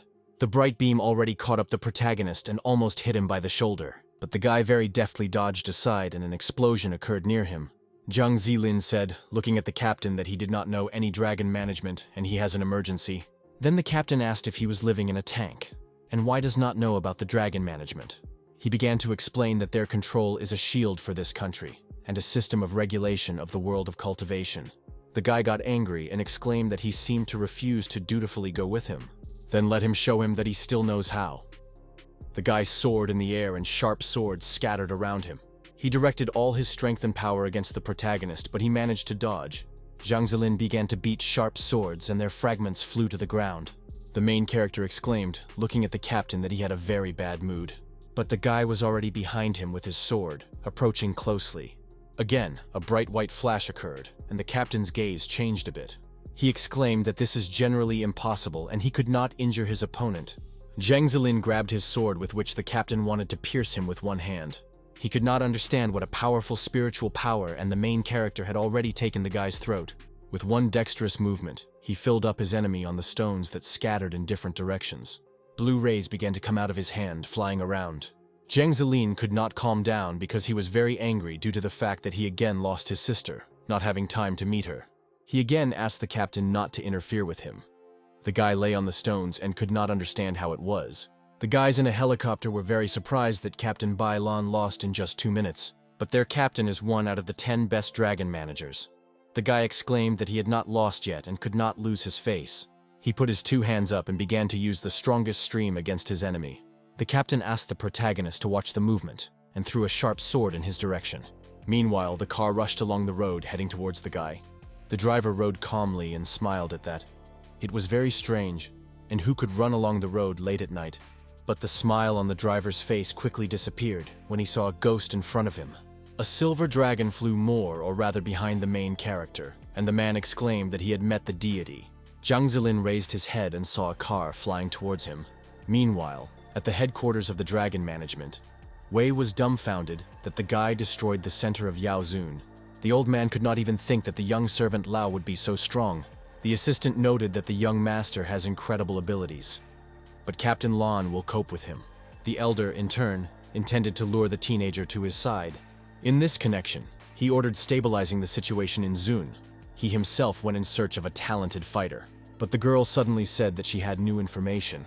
A shocked servant said that an unknown master defeated Bai in a duel. Wei immediately ordered to withdraw all warriors in Bosom, since security, first of all. Then I received information that the young man is located next to the Bai Hall. The old man instantly went to the place. After some time, the elder drove up to Bai Tone with his bodyguards. Suddenly, one of the guards saw a man running along the street and realized it was he. The old man's minister immediately informed him that the young cultivator was here. Wei was wary. Then he immediately got out of the car and asked Zhang if he could give him a minute of his precious time. Zai recognized in him a man who acquired a round pill Ji Yuan for a round sum. However, at the same time, Lim ignored him and went in an unknown direction. The old man suddenly asked if he was not interested in finding out the secret of a spatial bottle. The embittered guy immediately urged him to tell about everything, threatening with an imminent reprisal. At the same time, the main character began to actively use his skills to make it clear that it is better not to joke with him. The magic aura instantly declared the body of a young master. Wei urged him to calm down, saying that they were not enemies, adding that in fact he wants to help him. Zhang immediately stopped. Then he sighed heavily and asked how the old man could help him. The elder said that the organization of the dragon knows how to open a bottle. Z asked why they attacked him. Wei assured the young man that it was a mistake and no one would touch him anymore. Then one of the bodyguards opened the back door of the car and invited him to the back seat. The guy, in turn, agreed to talk with the old man and got into the car. Meanwhile, an unknown spy followed everything that was happening and informed his boss about everything. Then he began to ask his patron about further actions. A few minutes later, the teenager was brought to the headquarters of the dragon management. Suddenly, the assistant told the elder that the Yao clan came to them and they were looking for one person. Wei urged her not to panic and said that he would personally talk to the sect to solve everything. The extremely self-confident student of the Supreme Alliance of the 36th generation asked if the old man really brought to his base malts, adding that if this is so, then he needs to talk with this young man, in connection with which he asked Wei to give him a boy. The elder in turn understood that since the great cultivator himself came to him, then the matter is really serious. He calmly crouched next to the master and asked how the Supreme Alliance was doing. But the student of Yaozun sharply stated that the brother of the master was dead, and this stranger must pay his life. However, Wei noticed that excessive impulsiveness would not lead to anything good, and they should discuss everything. The young man did not want to listen to the old man, and once again called him to transfer the cultivator into his hands, saying that his time has long passed and the elder must retire, entertaining his grandchildren. Wei unexpectedly boiled and said that the elders should be respected, especially since his clan has many sins. A student of the 36th generation suddenly jumped up. His body began to radiate by no means friendly energy. After that, The arrogant representative of the guild said that the only one who could compare with him was Lon. But he is in a coma. With every step, the cultivator became closer to the courageous old man, continuing to say that Wei cannot compare with his strength, and it is better for him to surrender. The elder, in turn, perfectly understood that he could not stand against the young master and closed his eyes. But as soon as the guy tried to attack the old man, Zhang struck him a crushing blow. Thus, Z sent an extremely self-confident student to the next floor, breaking their ceiling. Hearing a deafening roar, Wei immediately opened his eyes and saw Lina in front of him. The unimaginable Kui was in the air. The elder finally realized that Zhang was really enough. The guy said that now this immortal in their hands will help to free his sister. However, at that moment, a huge stone rushed towards the young cultivator. The teenager, in turn, managed to evade the attack of a student of the Supreme Alliance. After that, the Master of Zun came out of the hole in the wall and stated that he had been looking for him for too long, and now the young man would go into the next world. Meanwhile, the organization's agents passed and received new missions to the reception.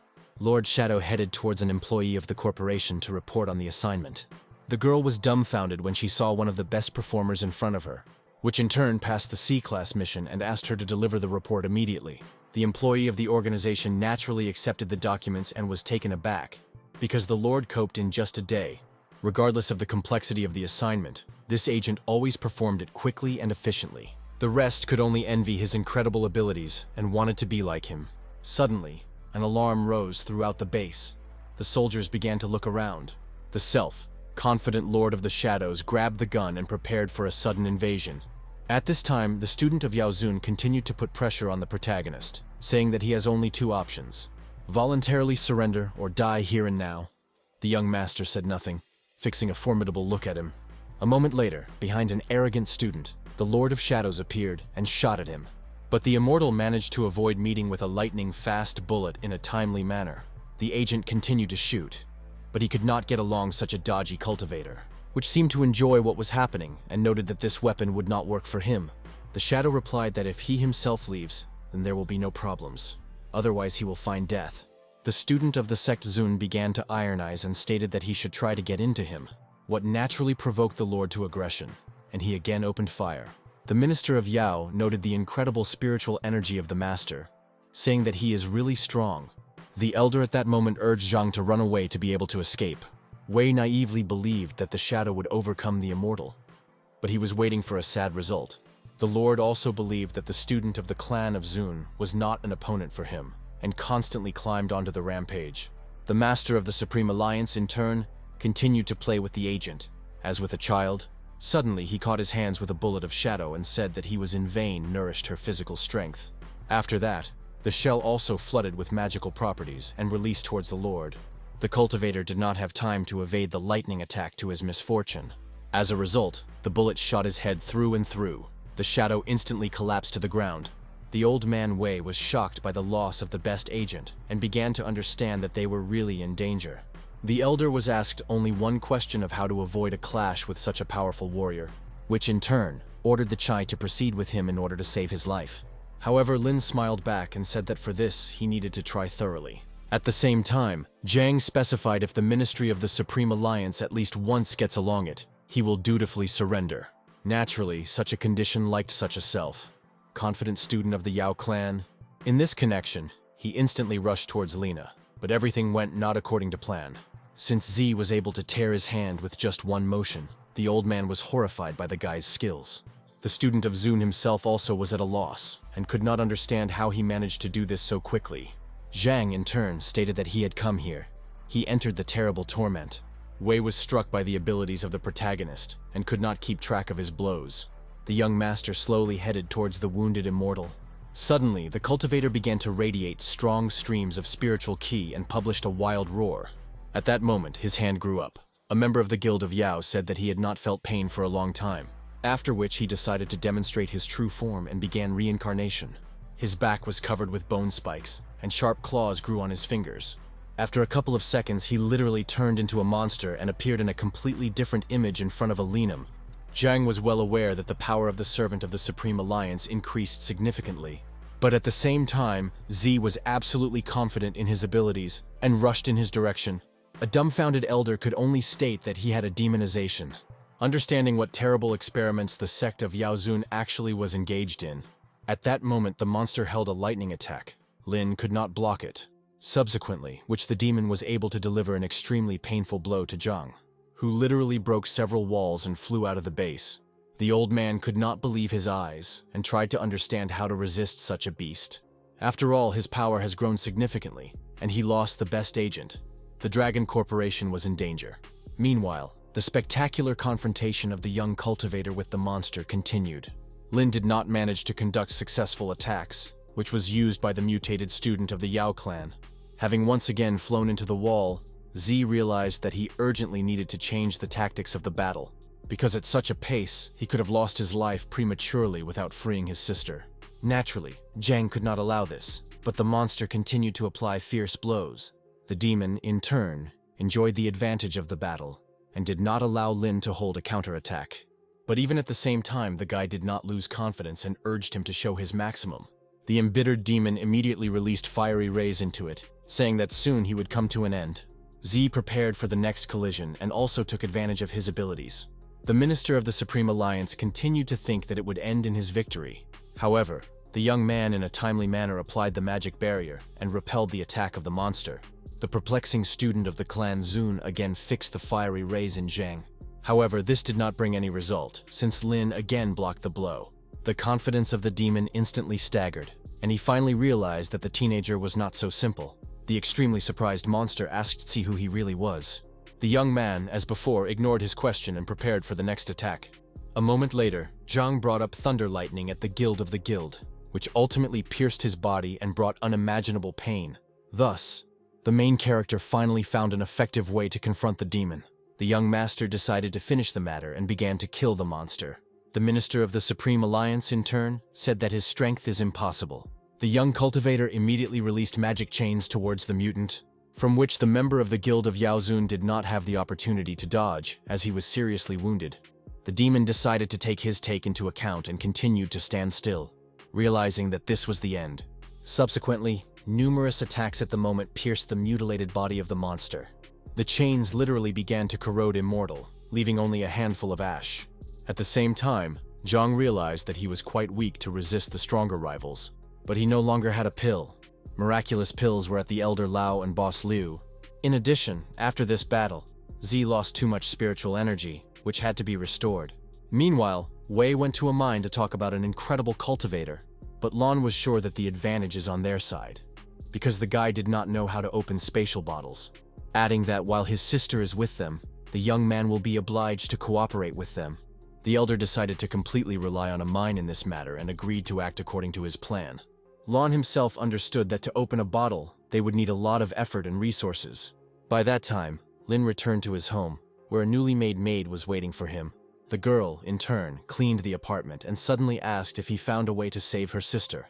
The tired Zhang replied that for this he needs to get some objects and therefore he would leave for a short while. In this connection, the house will remain under her supervision. Z also decided to present her a gift. The Yue amulet had a spiritual essence and had protective properties. The servant suggested that it was Ben's elder's necklace and immediately grabbed the decoration from the guy's hands, having stated that she will wear it all the time, and the house will be safe and preserved. After that, a teenager pushed the teenager outside the apartment in a rather arrogant way. That naturally he did not really like, but ahead was a long road to the salvation of his sister. Therefore, Zhang concentrated in practice and went to Lao to restore energy. The old man, in turn, took the young man to the warehouse and said that in him he would find everything he needed. Going inside, Ben said that rare materials from all over the country were stored here. Zi was extremely grateful for his help, adding that he spent 1 billion yuan on this treasure, so a teenager can afford this luxury. After all, Lin made a huge batch of miraculous pills, which brought a lot of money. Soon the elder hastened to leave. Zhang understood. Lao knows how to do business, and always in a plus.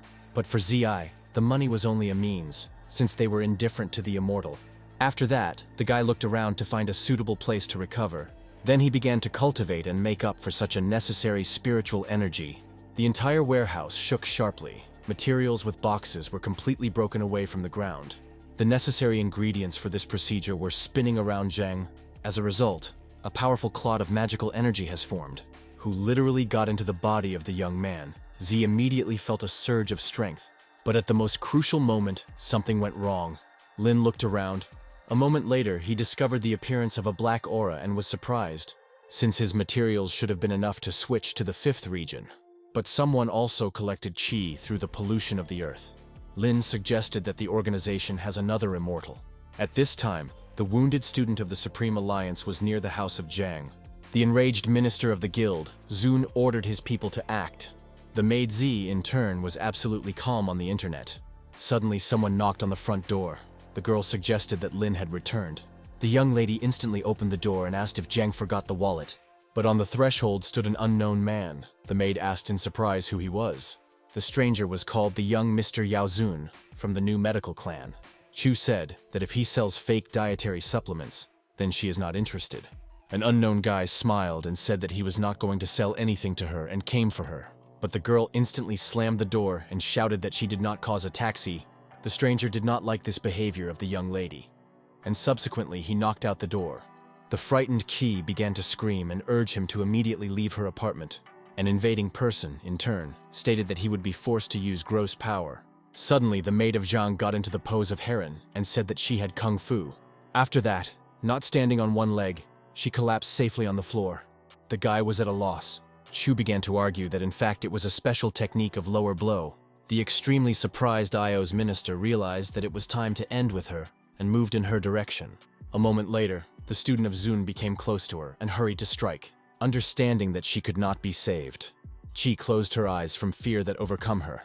But at the most crucial moment, a certain magic beam burst from the amulet of Yue, which was lightly rushed to the stranger, as a result of which he flew out of the window and landed on the boss car. The dumbfounded Yao was furious because even the capture of some girl could not be entrusted to him. However, the guy shook himself and called on his patron to give him another chance. But in just a couple of minutes, the situation repeated exactly, which the immortal was certainly not happy. The unsuccessful servant again ended up in a car, receiving extremely painful damage. The girl, in turn, was shocked by such a miraculous amulet, understanding that Z thus shows concern in relation to her. At that moment, a student of the Supreme Alliance entered her apartment to finally deal with her. Cho immediately stated that if he wants to fly, then she would easily suit him. The minister of the clan Zun suddenly reached out with his hand and grabbed his mantle. Then he tore her. The girl was horrified by what she saw, because his second hand was without a flesh. In the end result, the maid considered him a ghost and suddenly lost consciousness. Then Yao began to disrupt a magic necklace from her and came closer.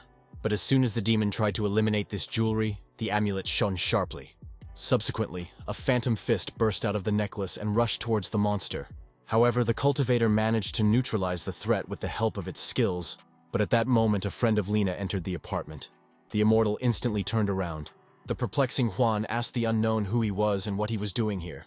Yao, in turn, ignored the teenager, but Chen asked him a question again. Taking a closer look, the guy saw the stranger a ossified hand and half of his body without flesh. As a result, the young man was frightened and even dropped a basket of food from his hands. Having run out of the apartment, Huan thought it was some kind of ghost and instantly took out the phone. Turning back, Chen with shaking fingers dialed the main character's number. Then stuttering, he told the young master that unknown people attacked his house. At the same time, Chu suffered at the hands of some terrible ghost. The young cultivator was in shock. After a couple of seconds, Huan sharply fell silent, and Zhang heard some incomprehensible noise. Lin shouted into the phone, but Chen did not answer him anymore. Z understood. There was terrible. Yao slowly went to the phone and took him in his hand, where he heard Zhang's worried voice.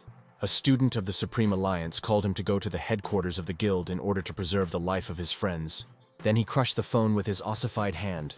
Realizing that Z was finally caught, the young cultivator himself perfectly understood that he needed to urgently return. After a certain time, shocked Lin returned home and found a commotion. There was nobody in the apartment. Only the amulet donated to him was lying on the floor. Zhang wanted only one, to destroy the Yao clan.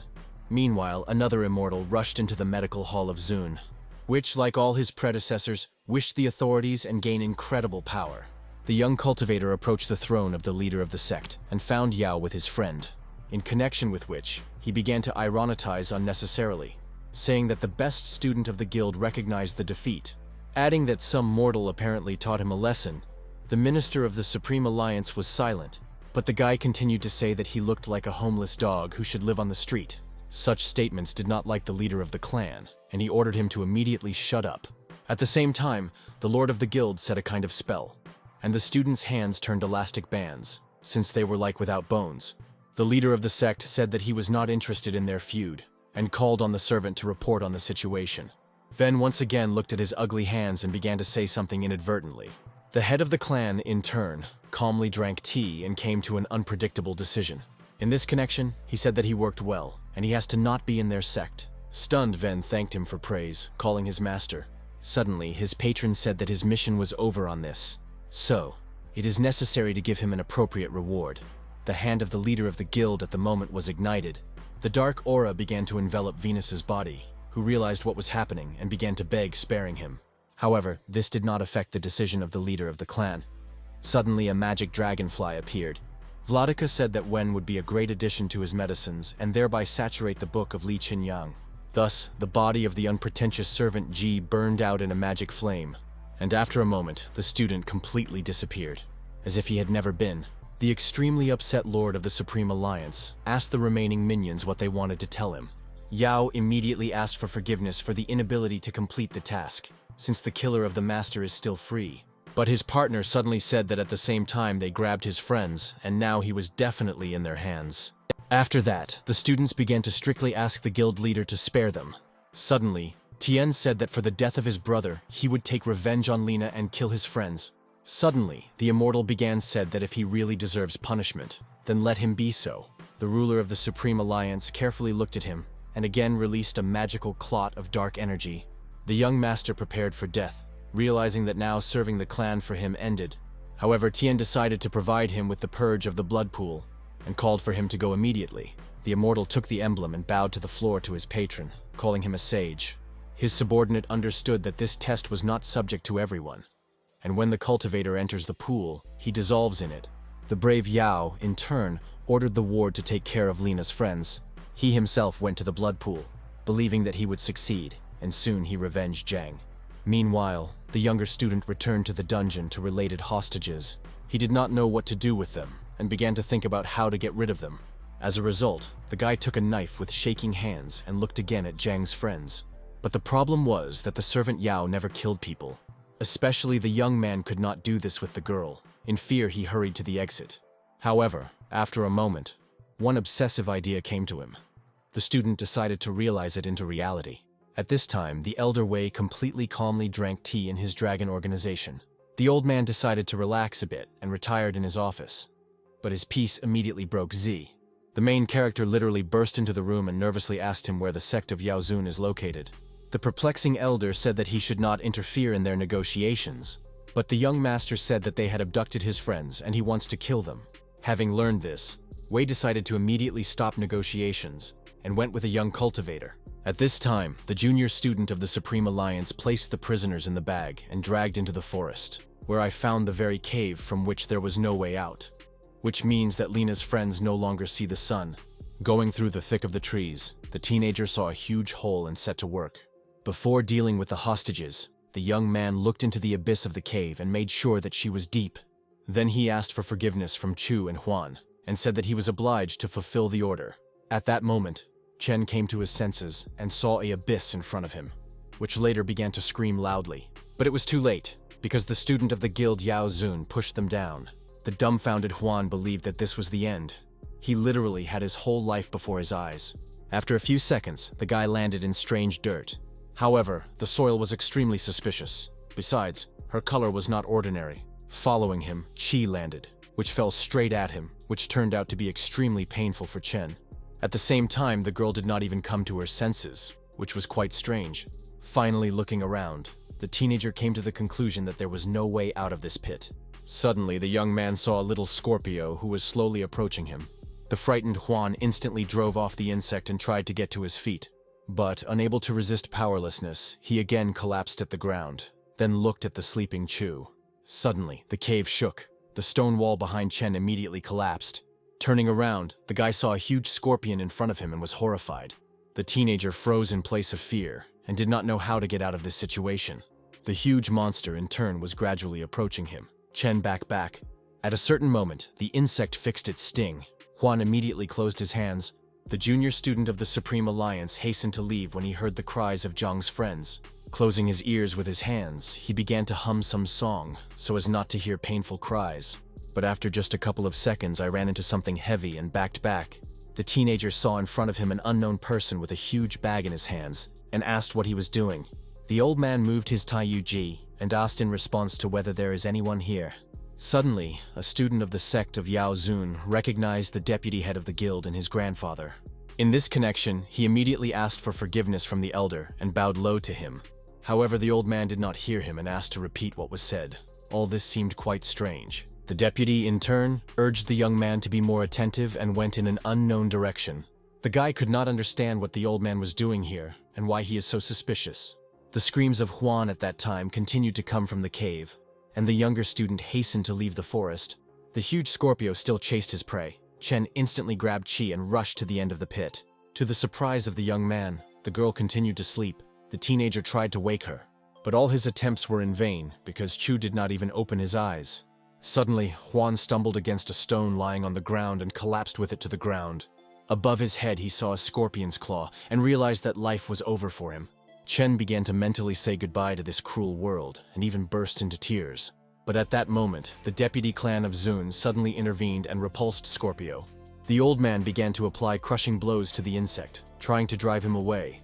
Huan was delighted as a child to his salvation and completely burst into tears with happiness. Meanwhile, the elder continued to fight the monster and caused him considerable damage. As a result, Scorpio fled back into the cave. The old man threw his bag into him, thus closing the passage into the pit, where the friends of the young master were. Chen in turn began to thank the deputy head of the clan Yao Zun, saying that if not for him, they would have already died. Grandfather unexpectedly asked the teenager what his name was and called his name. Without letting the answer to the question, the old man immediately asked if they really wanted to eat Scorpio meat. The perplexing Huan negatively answered. Realizing that the old man is some kind of strange, Yao continued to ask extremely stupid questions. Chen only tried to leave this ill-fated place as soon as possible. But the deputy head of the clan invited them to his shack, where he promised to feed and drink wanderers. Once inside the old man's hut, Huan began to look around. Then he put the sleeping Chu at the table, not understanding why she still has not woken up. At that moment, the elder brought tea and called on the young man to treat. Chen thanked him for hospitality, but Yao seemed to not hear. Then Huan shouted the words of gratitude. The old man noticed that he hears everything. Then he asked, was he really one of the friends of that very cultivator of Tsu? Chen was alert. Grandfather said that they were being angry with this person, but he will not touch them, especially since they did nothing bad to their guild. Yao also asked how his girlfriend could be created by Ji Yuandan. The frightened Huan asked a counter question. Does the old man really want to use them to get this pill? Yao suddenly laughed and stated that this is actually a good idea, but he did not think of this. Soon the elder began the preparation of certain ingredients. Chen nervously watched what was happening. At the same time, the old man constantly sang an incomprehensible melody. Qi in turn did not wake up. Suddenly, someone knocked on the door to Yao. Huan was alert, suggesting that it had come for them. The deputy head of the clan Zun called on the guests not to lean out and wait for his return.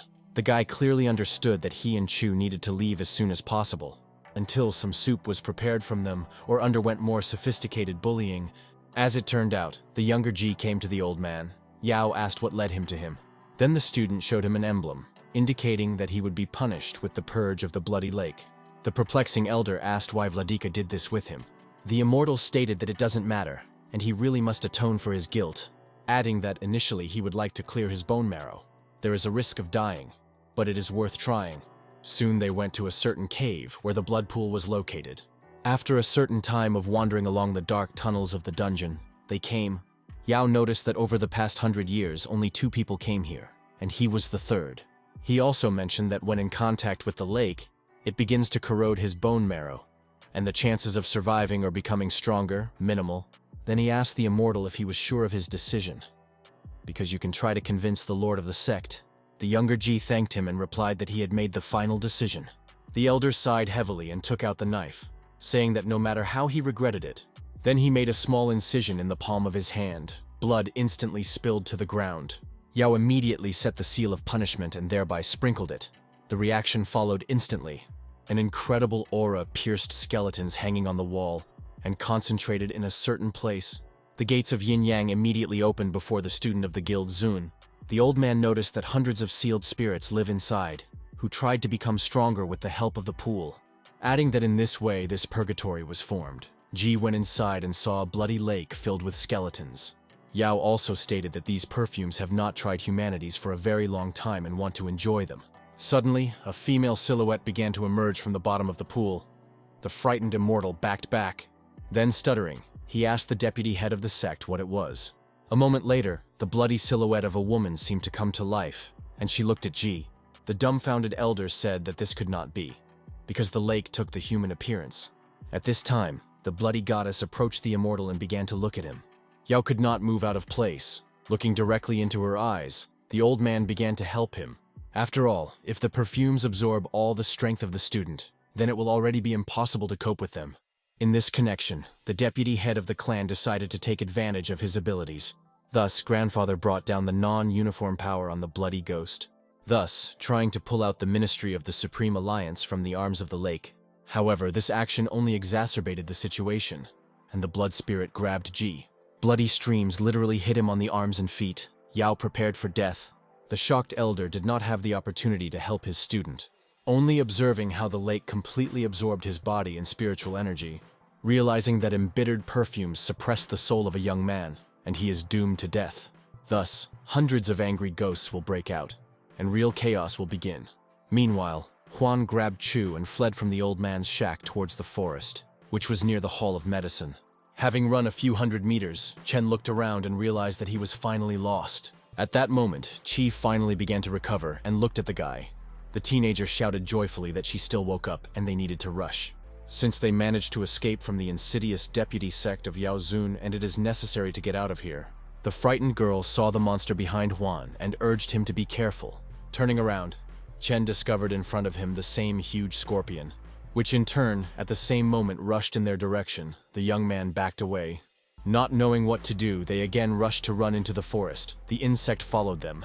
After a moment, numerous cries sounded throughout the thick forest. At this time, the Elder Wei was in his office and nervously drank his tea, thinking about how Jiang took the map and escaped, while he did not mention the word. But if the Z manages to destroy the clan of Zun, then all his attempts will not be in vain. Then the old man called to find out about the state of the moon, and was surprised, because Bai was already in order.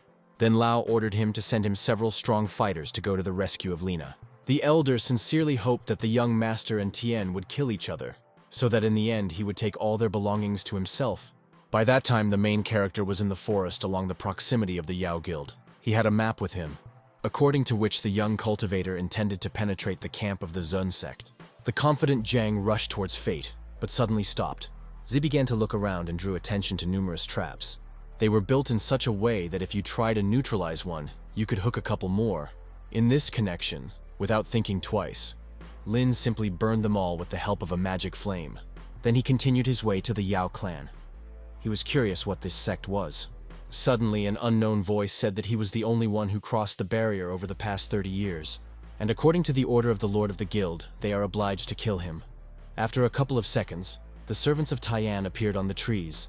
The extremely self-confident Jiang urged them to attack them, since he did not have time at all, which subsequently the mercenaries did.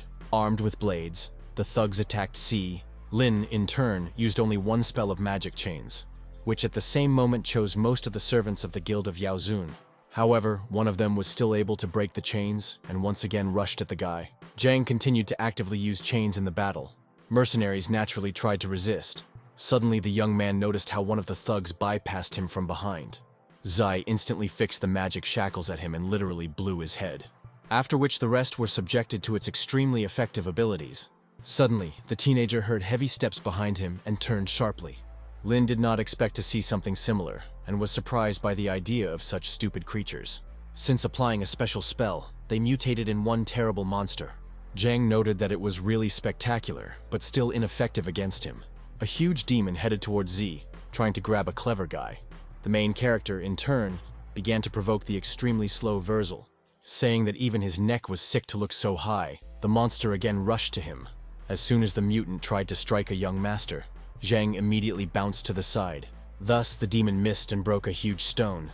Not understanding how the young man could be so fast, The young cultivator said that its weight and growth are impressive, but the speed leaves much to be desired. The angry monster once again attacked Z, but the teenager again dodged the blow. Lin literally mocked Verzela, saying that he would never catch him. Then he again applied his magic chains, which constrained the monster. No matter how the demon tried to get out of the shackles, he did not succeed. Jiang unexpectedly came to the conclusion that they were vengeful perfumes, because in the Yao clan are mostly people. After that, Z continued to provoke him and busily said that their creator was far from the ideal. The mutant suddenly published a wild roar, but Lin hastened to send him to the abyss of suffering. A moment later, a certain magical cloud of energy appeared and rushed into the monster. As a result, the black flame began to burn the demon, which continued to issue screams. Finally, Zhang scattered the curse of the furious monster with his divine fire. After a couple of seconds, the spirits rose to heaven. Z, in turn, continued his way. Wandering through the forest, the guy thought about how many innocent people they deprived their lives to turn into something like that. At least for this, they should already eliminate all of them, which Lin intended to do. Meanwhile, Tian sat on his throne in the main temple of the medicine hall. Suddenly, a magic dragonfly flew up to him, and as if whispering in his ear, the Lord of the Supreme Alliance was dumbfounded by the news of the young cultivator, who not only could survive but also interrupted all his puppets. Yao understood that the boy was not so simple. After all, he killed his brother and easily dealt with the strongest monsters. The idea that he had finally met a worthy opponent excited him. However, the leader of the clan Zun found a way to have fun. In this connection, he immediately released the king of black ants. Then he ordered him to go to the destroyed abyss in order to bring a 100th beast. The king objected, saying that she hardly wanted to voluntarily come here. Then Tian said that therefore he sends him, since they have gotten well with each other recently. The demon continued to say that this was a bad idea, but the ruler stood on his own. Suddenly, the leader of Muravyov asked what to do if she still refuses.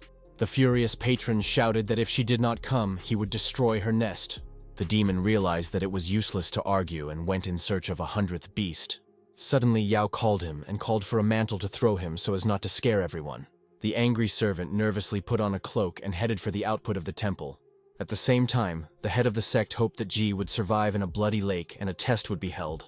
After all, he is much more useful than this forehand of a monkey, and really will be able to change the course of events. At this time, the junior student of the guild Zun wandered through the forest and gathered delicious apples. However, suddenly he heard a roar behind himself and turned around, where he saw the human silhouette. When a man and a girl on his back approached, the guy recognized in them those very friends of Zhang. Shocked by such a sudden meeting, the teenager realized that he needed to run away from them. After only a couple of seconds, they all fled together from a huge scorpion, which all this time could not catch up with people in any way to feast on. The deputy head of the clan, in turn, was looking for a way to help Ji get out of the lake. Having sorted out a considerable number of magic objects, he tried to find a certain Gorlian. After a couple of minutes, the elder still found her and hurried to the blood pool. Then he threw this little thing into the lake to finally save the immortal. Gorlyanka, in turn, gained a certain amount of blood, which allowed the pool to devastate several liters of blood, and the old man saw the silhouette of Yao. As soon as he reached for the young student, the golden spiritual beam pulled him to the surface by the leg. The guy literally flew into the elder. The deputy head of the guild sighed with relief. Then he began to reanimate the young man, but his eyes remained closed.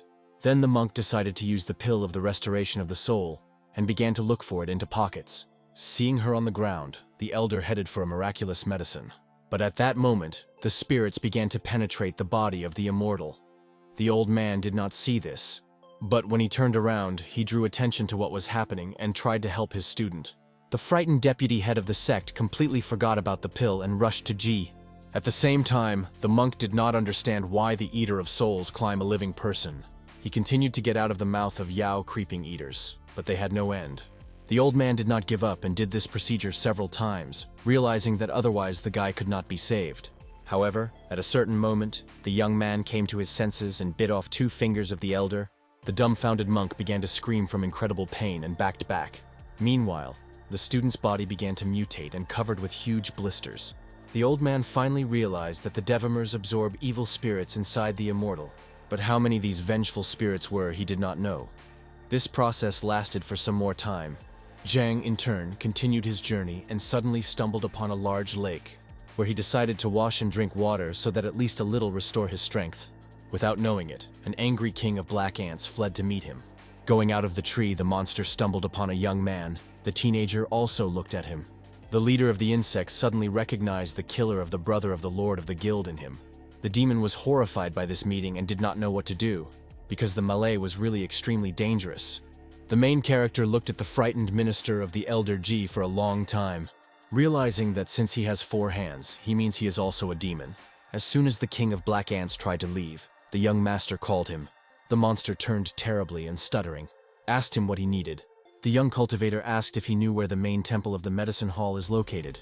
The mutant in turn hesitated again with the answer and began to speak slurred, after which everything said that in fact he has no idea what was talking about.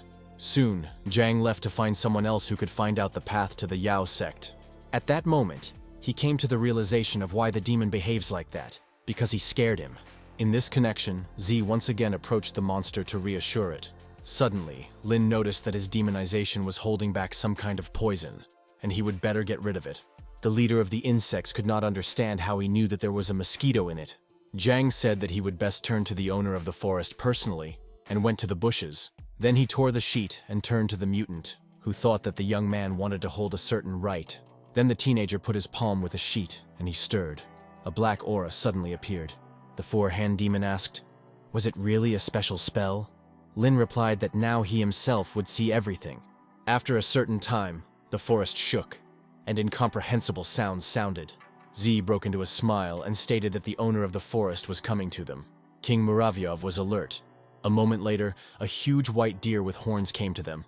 The demon was surprised. The guy began to stroke the animal and say that it was he who would lead him to the temple. After that, Zhang completely saddled the deer and rode in an unknown direction. But before that, the young man once again recommended the monster to get rid of the poison. The leader of the black ants, in turn, thanked him for the advice. At the same time, Z noticed that the mutant completely stopped stuttering and began to speak more clearly. The king of insects caught himself thinking that this is really true. This meeting seemed even fateful to him, because he did not expect such a result. Meanwhile, Ji finally crazy and inflicted considerable damage to his teacher. At the same time, it seemed that he completely lost his mind, and began to say that no forces would keep him. Yao literally turned into a huge monster and wished only bloodshed. Suddenly he stated that he needed a lot of food to make up for his energy. Drying gold leaves, he wanted even more. The old man understood that this was the end. Since evil spirits finally captured Ji's body and now he is only a vessel for them. In this connection, the deputy head of the sect Zun decided to stop him at all costs. After all, if you allow him to atrocity, then not only the clan will end. The elder took out a kind of bundle, realizing that this is his last hope for salvation. The river suddenly turned around and a snow-white lotus turned out to be inside it. The old man immediately ate a flower. The reaction followed instantly. Spiritual energy began to fill the body of the monk. Ji noticed that something incomprehensible was happening. Suddenly the golden rays declared the old man's body, and he published a wild roar. After that, the elder rushed over a student who reincarnated into a demon. The immortal, in turn, decided to get the incredible power of the elder. As a result, he began to apply his new abilities in the body of the monster. His hand was literally delayed into several lanky and sharp tentacles, which at the same moment chose a monk. But a previously released Gorlyanka came to his aid. She was nourished by a magic flame and let out the flows of fire on the tentacles of Yao. Thus, Gorlyanka simply burned them. Naturally, Ji became furious. Subsequently, what he grabbed and clenched in his fist, the magic object began to crack. A moment later, a miraculous Gorlian scattered into small pieces. The elder at that time was released from the bloody tentacles and began to radiate powerful rays. Then he began to nourish his body with a divine light and prepared for the attack. Soon, the monk emitted a huge beam straight into a distraught monster. Burning the flesh of the demon, he continued to incinerate his body. Yao could not resist this. Only closing his hands, the student experienced quite painful sensations. A few seconds later, only the bones remained from his body. It seemed that everything was over. The elder finally exhausted and lost all his spiritual energy. It was painful for him to realize that the best student of the guild was subjected to such terrible torture. Suddenly, the deputy head of the sect became bad, and he collapsed to the ground without feelings. At this time, bloody tentacles towards the monk began to stretch out of the bones of the defeated Ji. The dumbfounded old man opened his eyes and realized that he would not have the strength to resist. In the end result, the blood flow lifted him into the air, penetrating his body. The exhausted monk tried to get out, but all his attempts were in vain. After some time, the bloody sphere completely absorbed the old man's body. Thus, he formed a certain cocoon wrapped in blood. like a web. Zhang, in turn, arrived in a deer to the majestic temple and realized that they had used camouflage. After all, he was already in this place. But he had not seen any castle in this clearing. Z jumped off the animal and called him to escape from here, because for him this is an extremely dangerous place. Lin stroked him, and the deer suddenly licked his hand. The young man smiled back, after which the animal finally ran into the forest. The teenager only looked at him. Then he went to the mysterious temple in order to once and for all to end the sect Zun. Meanwhile, Huan and Chu and a junior student, completely exhausted and hid behind the stone. It seemed that Scorpio did not pursue them anymore. Chen suddenly asked the minister Ji where he started them. The young man looked around and replied that they were in the forbidden zone. Huan again asked the question whether they would get a huge scorpion here. The guy said that he could not promise this, adding that the purge of the bloody lake is located here and ordinary wanderers cannot come here. Seeing the unknown cave, Chen suggested hiding in it, but the student of the clan Zun objected, since in this location they can be hazardous everywhere. But Huan insisted on his own. A subordinate Ji understood that this was an extremely stupid venture, and it was better to stay away from the dungeons. At this time, the king of black ants wandered through the forest, realizing how strongly Imp, and even if he, along with the 100th, is opposed to him, they will not cope with the Linos. At the same time, he was well aware that it must be found anyway. Having passed a few more meters, he looked out from behind the bushes and saw a certain radiance, which led to the top of a tree, where the nest of a 100th beast was located. The leader of the insects sighed with relief and headed towards the nest. At the same time, it was quiet enough on the territory. Nowhere in proximity, even the hair did not slip. The monster went under a tall tree and began to call his girlfriend loudly, but no one responded. The demon suggested that she, as always, walks at night and sleeps in the afternoon. In this connection, the king of black ants, without thinking twice, called for magic dragonflies, who formed a certain thick cloud, and 4 rushy stood on him. Then he slowly towered to the nest of the 100th beast, hoping to catch her there. As it turned out, the girl all this time watched what was happening from behind the tree. At this moment, the insect lord discovered that there was nobody in the nest, and thought he could not even imagine where to look for her, because she could go anywhere. Once again, having looked thoroughly around, the monster decided to leave deep into the forest. But suddenly the demoness appeared behind her old friend. The girl with a smile watched the king of black ants, realizing that now is the time to present him with a surprise. As a result, the 100th beast jumped straight on her friend. The demon was scared and could not do anything, believing that the local beast attacked him. Having landed to the ground, the girl jumped from the ruler of insects and bounced to the side. Then she began to laugh loudly, saying that he comes into her tricks every time. Then she asked why he actually came to her, because Tian could not just let him out. A 4-hand friend sadly lowered his eyes, not knowing how to tell her about everything. But he soon said that the ruler of the Supreme Alliance met a strong enemy. Suddenly, the 100th beast interrupted him and said that she understood what Tian wants to ask her about. King Muravyov urged her not to go to him, because the opponent of the head of the clan is extremely dangerous. However, the demoness replied that if she refuses to help him, then the guild leader would beat him again. As a result, she decided once again to help Tia so that he would not kill her best friend. Suddenly, the demon said that nothing terrible would happen if he died. The 100th beast instantly became furious and ordered not to carry nonsense, because in this case, they would no longer see. And at one time he promised her that they would forever remain friends, and nothing would interfere with this. After asking, does he really not want to live, and decided to quit her, the king of black ants in turn said nothing and took his eyes to the side. The demoness immediately urged him to get together with the forces, because they need to go to the central sanctuary. However, the monster did not move, understanding how their campaign could end. The angry girl once again ordered him to follow her to the sanctuary. But at that moment, behind them, something huge landed in the forest. The demons could not understand what it was. The 100th said scaredly that it arrived from the bloody lake. Meanwhile, the main character continued to go to the gates of the mysterious temple. The young master realized what risk was going on, but he had no other way out. Suddenly, the young cultivator drew attention to the dark haze behind him, which flew at the entrance to the castle. Soon the entire horizon was strewn with similar phenomena. Zhang understood that these were the spirits of the earth, and they should be hibernated all spring. Therefore their appearance was quite strange, but they did not carry the danger. However, an ordinary person would already be dead. Z confidently headed for the temple. Approaching the main gate, Lin thought about the fact that one sect could not own so many techniques, and quite possibly they have hidden allies, Suddenly a snake appeared on the door lock. The guy realized that the traps did not stop, and he should be on his guard. The snake sharply came to life and tried to attack the teenager, but he still reached out with his hand to the castle. At that moment, a huge magic cobra appeared behind him, making it clear that it was better not to contact her.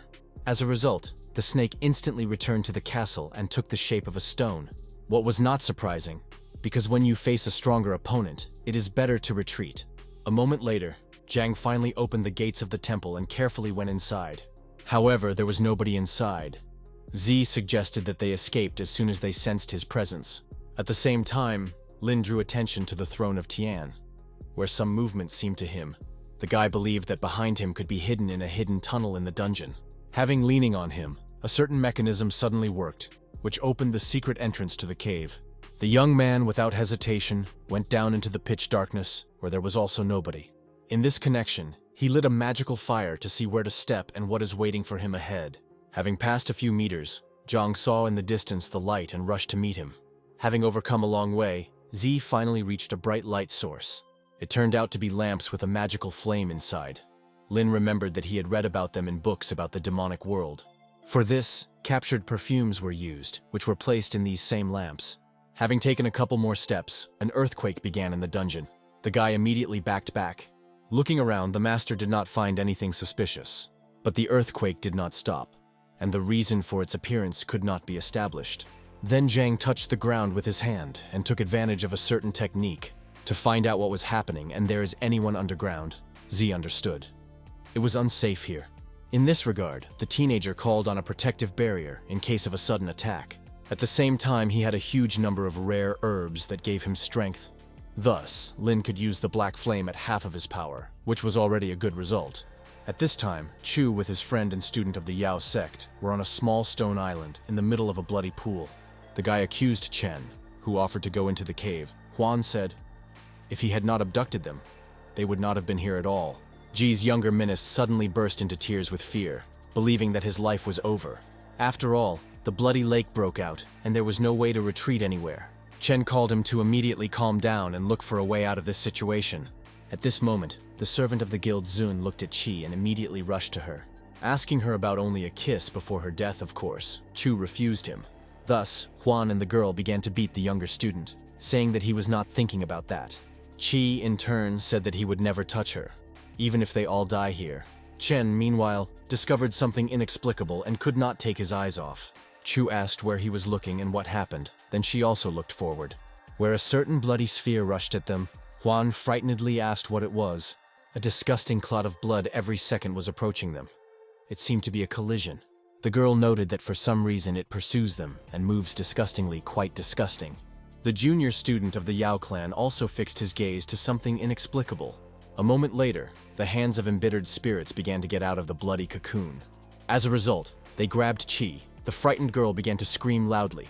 Huan also grabbed the tentacles of the blood lake, and he could not get out. At a certain moment, they still managed to break out of the sticky hands of spirits, which literally tore all the clothes of Chu, and the young lady began to hide behind her hands. At the same time, the frightened girl began to wave her fists and landed with Chen straight into the head. The servant Ji, in turn, completely forgot about the danger and looked at Qi, catching himself thought that now he was not so insulting. After which they again began to argue among themselves. Huang once again accused the junior student of what happened. The guy said that he himself went into the cave. Thus, they decided to wait for their death, because the miracle did not happen. Suddenly, the hands of vengeful spirits again began to pull off clothes from the girl. Chu tried in every possible way to rest and closed her eyes, realizing that she could not do anything. But at that moment, someone chopped bloody tentacles with lightning attacks. He turned around and saw in front of her an unknown demonic warrior. Huan, with a member of the Supreme Alliance, also turned to understand what happened. In front of them stood a 100th, which, in the end, the frightened Minister Ji found out. The demoness, in turn, instantly headed towards Zhang's friends. The teenager suddenly shouted her name and joyfully rushed to his savior. Thanking her for her help, he literally rushed into her arms, which of course she did not like. The 100th beast nervously called on Tina to lag behind her and called him a coward, which was not capable of anything. Chen was in shock and carefully examined the stranger, trying to understand who she was. Chu also looked at the unknown person and drew attention to her claws. which shone with magic light. At this time, a huge blood cocoon once again rushed in their direction. Everyone backed up back, realizing that the danger still did not pass, and they should be on his guard. The 100th also noticed that the bloody lake began to bypass them from all sides. A brave demoness covered people with her hands and prepared for a clash. At the same time, she decided to use her extremely effective abilities. At that moment, the blood clot again splashed and tried to grab them with his tentacles. The 100th beast understood all the seriousness of the moment, and continued to think about how to resist this phenomenon. Chu and the younger student Tin were frightened at the wave of a rolling on them. Huan, in turn, unexpectedly discovered another unknown monster. In this connection, I shouted to everyone that some demon that restrains bloodstreams at the top. Everyone instantly looked up where the King of Black Ants was. The mutant used all his energy to at least a little calm the bloody pool. At the same time, he placed everyone in the magical sphere that protects them from the impact of the lake. Suddenly, with the help of spiritual energy, the leader of the insects formed a funnel in the pool so that the blood merges into it. But after a moment, even more bloody mixture spilled out of several coffins, which immediately flooded this hollow of the 4 streams. The forces were running out. The demon in a stifled voice urged the 100th to act, since he would not be enough for a long time. Tin once again looked at Chu. The girl announced that they were doomed. However, the guy said that he would protect her at the cost of his life. But Chi did not appreciate his zeal. Meanwhile, the blood lake clashed with the magic of the King of Black Ants. The elements began to resonate among themselves, which led to a small explosion. The 100th immediately used the transformation, and her back was covered with bodily armor, who immediately began to absorb all the damage from the bloody pool. The demoness kept her last strength, but did not get out of the place so that the wave of blood did not break out. At the same time, the 100th beast urged her partner to save people while she could still hold on. The Lord of Insects instantly threw his mantle on Chu and grabbed Tina. Then he literally flew up with them. She was pretty scared. The 100th herself ordered Huan to grab her to stay on her feet. Chen, with shaking hands, grabbed the girl and thanked her for his help. The demoness, in turn, instantly took advantage of the transformation into the falcon. As a result, she grew up huge wings. Huan closed his eyes and began to pray. After a couple of seconds, they escaped from the epicenter of the blood pool and took off into the height. It seemed that everything was behind. They rushed into the crevice to get to the surface. Finally, Chen opened his eyes and found that they were heading for the exit from the dungeon. The guy once again thanked his savior, but she said nothing. When he looked at her, Huan noticed that the demoness seemed to lose consciousness. The King of Black Ants understood that she was transformed twice, and her strength at the end. Subsequently, which the monster accelerated to the exit to release people. Then he returned back to his friend to help her get to the surface. Seeing her condition, the demon ordered her not to give up and flew a stone down. The 100th was well aware that she had enough spiritual ki, and she came to a terrible decision. Of all her strength, she rushed to her partner and ordered him to prepare. Then she threw him Chen. Huan was shocked by what was happening and did not understand what they were planning. The ruler of Muravyov caught the guy. At that moment he realized why she did this. The 100th herself captured into the bloody abyss, because she finally exhausted. The dumbfounded partner could not believe his eyes. Chen was also shocked. The 100th beast hopelessly fell down, all only watched what was happening. However, her friend could not bear the separation from her, and tried to recapture the demoness by the lake. Subsequently, which he released a magic shell that pierced the bloody pool. But this did not particularly help, since the blood at the moment corroded the magic of the monster. All this time he tried to call her to fight, because she always said that one could never give up. But after a moment, the girl plunged into the bloody abyss. Realizing that she was waiting, she looked compassionately at her friend and burst into tears, realizing that they would never meet again. At the same time, the 100th ordered him to immediately leave and save at least his life. After that, the bloody pool completely absorbed her body. Everyone was in shock. Even Huan burst into tears as a child, because she saved him at the cost of her life. Suddenly, the King of Black Ants turned around and hopelessly said that they all had to run away from here. The leader of the insects himself went to the abyss after his girlfriend. The dumbfounded Chen shouted so that he would in no case do this. However, the demon finally made the irrevocable decision, falling down. Huan again said that she did not sacrifice herself so that he would go after her. The mutant seemed to have not heard him and mentally asked for forgiveness from the 100th. After all, he did not want to live without her in this world, and it was better for him to die with her. Chen continued to shout to him to finally change his mind, but crushed his eyes and sank into the abyss. But it was at that moment that the blood lake parted in front of the magic of the protagonist, which so unexpectedly appeared in the cave and saved the king of black ants. The young master confidently headed for the exit where his friends were. Huang, bursting with happiness, joyfully shouted his name and asked, "Is it really he?" Meanwhile, the bloody pool again rolled its waves. Jiang here began to confront him. Having enveloped the demon with a magic hand, Z dragged him to the surface to save the madman. Then he handed it to his friend, and Huan caught the 4 Stezelov Verzil.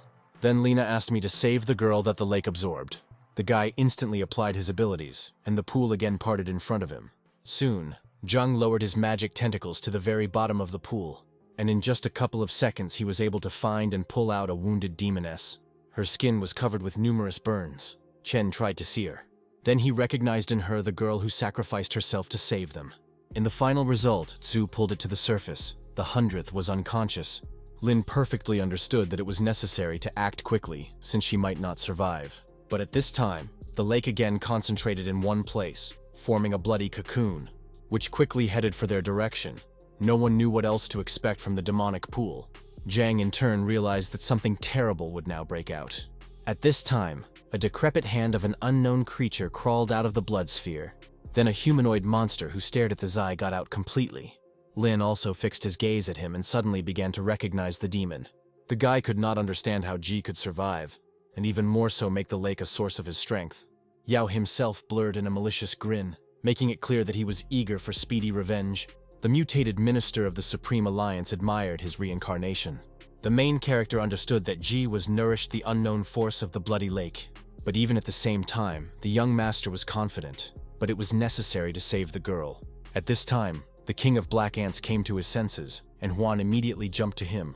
Seeing what was happening, the mutant did not believe his eyes, and said that it was impossible. Yao, in turn, continued to demonstrate his new abilities.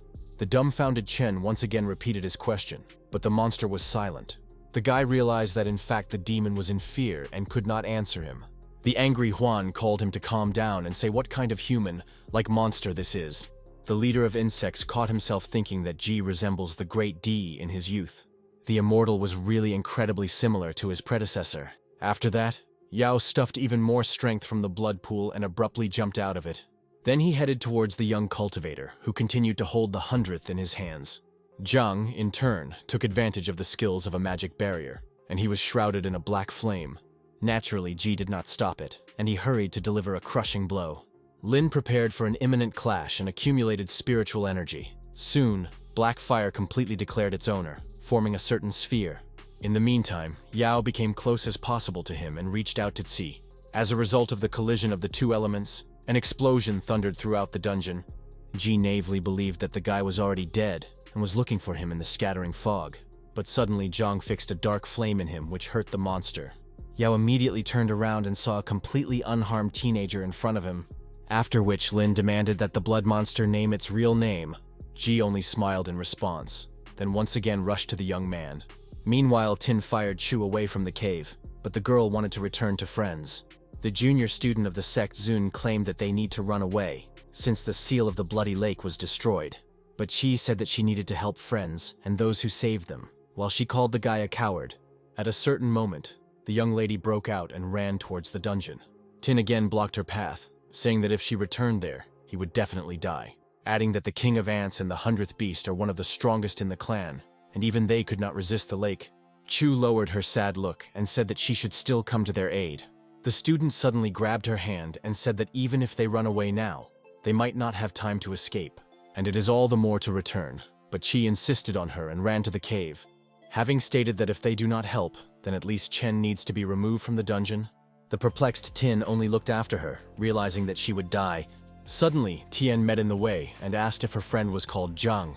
The shocked girl asked in response, was he really familiar with Si? The younger student of the Supreme Alliance was taken aback by such a sudden meeting.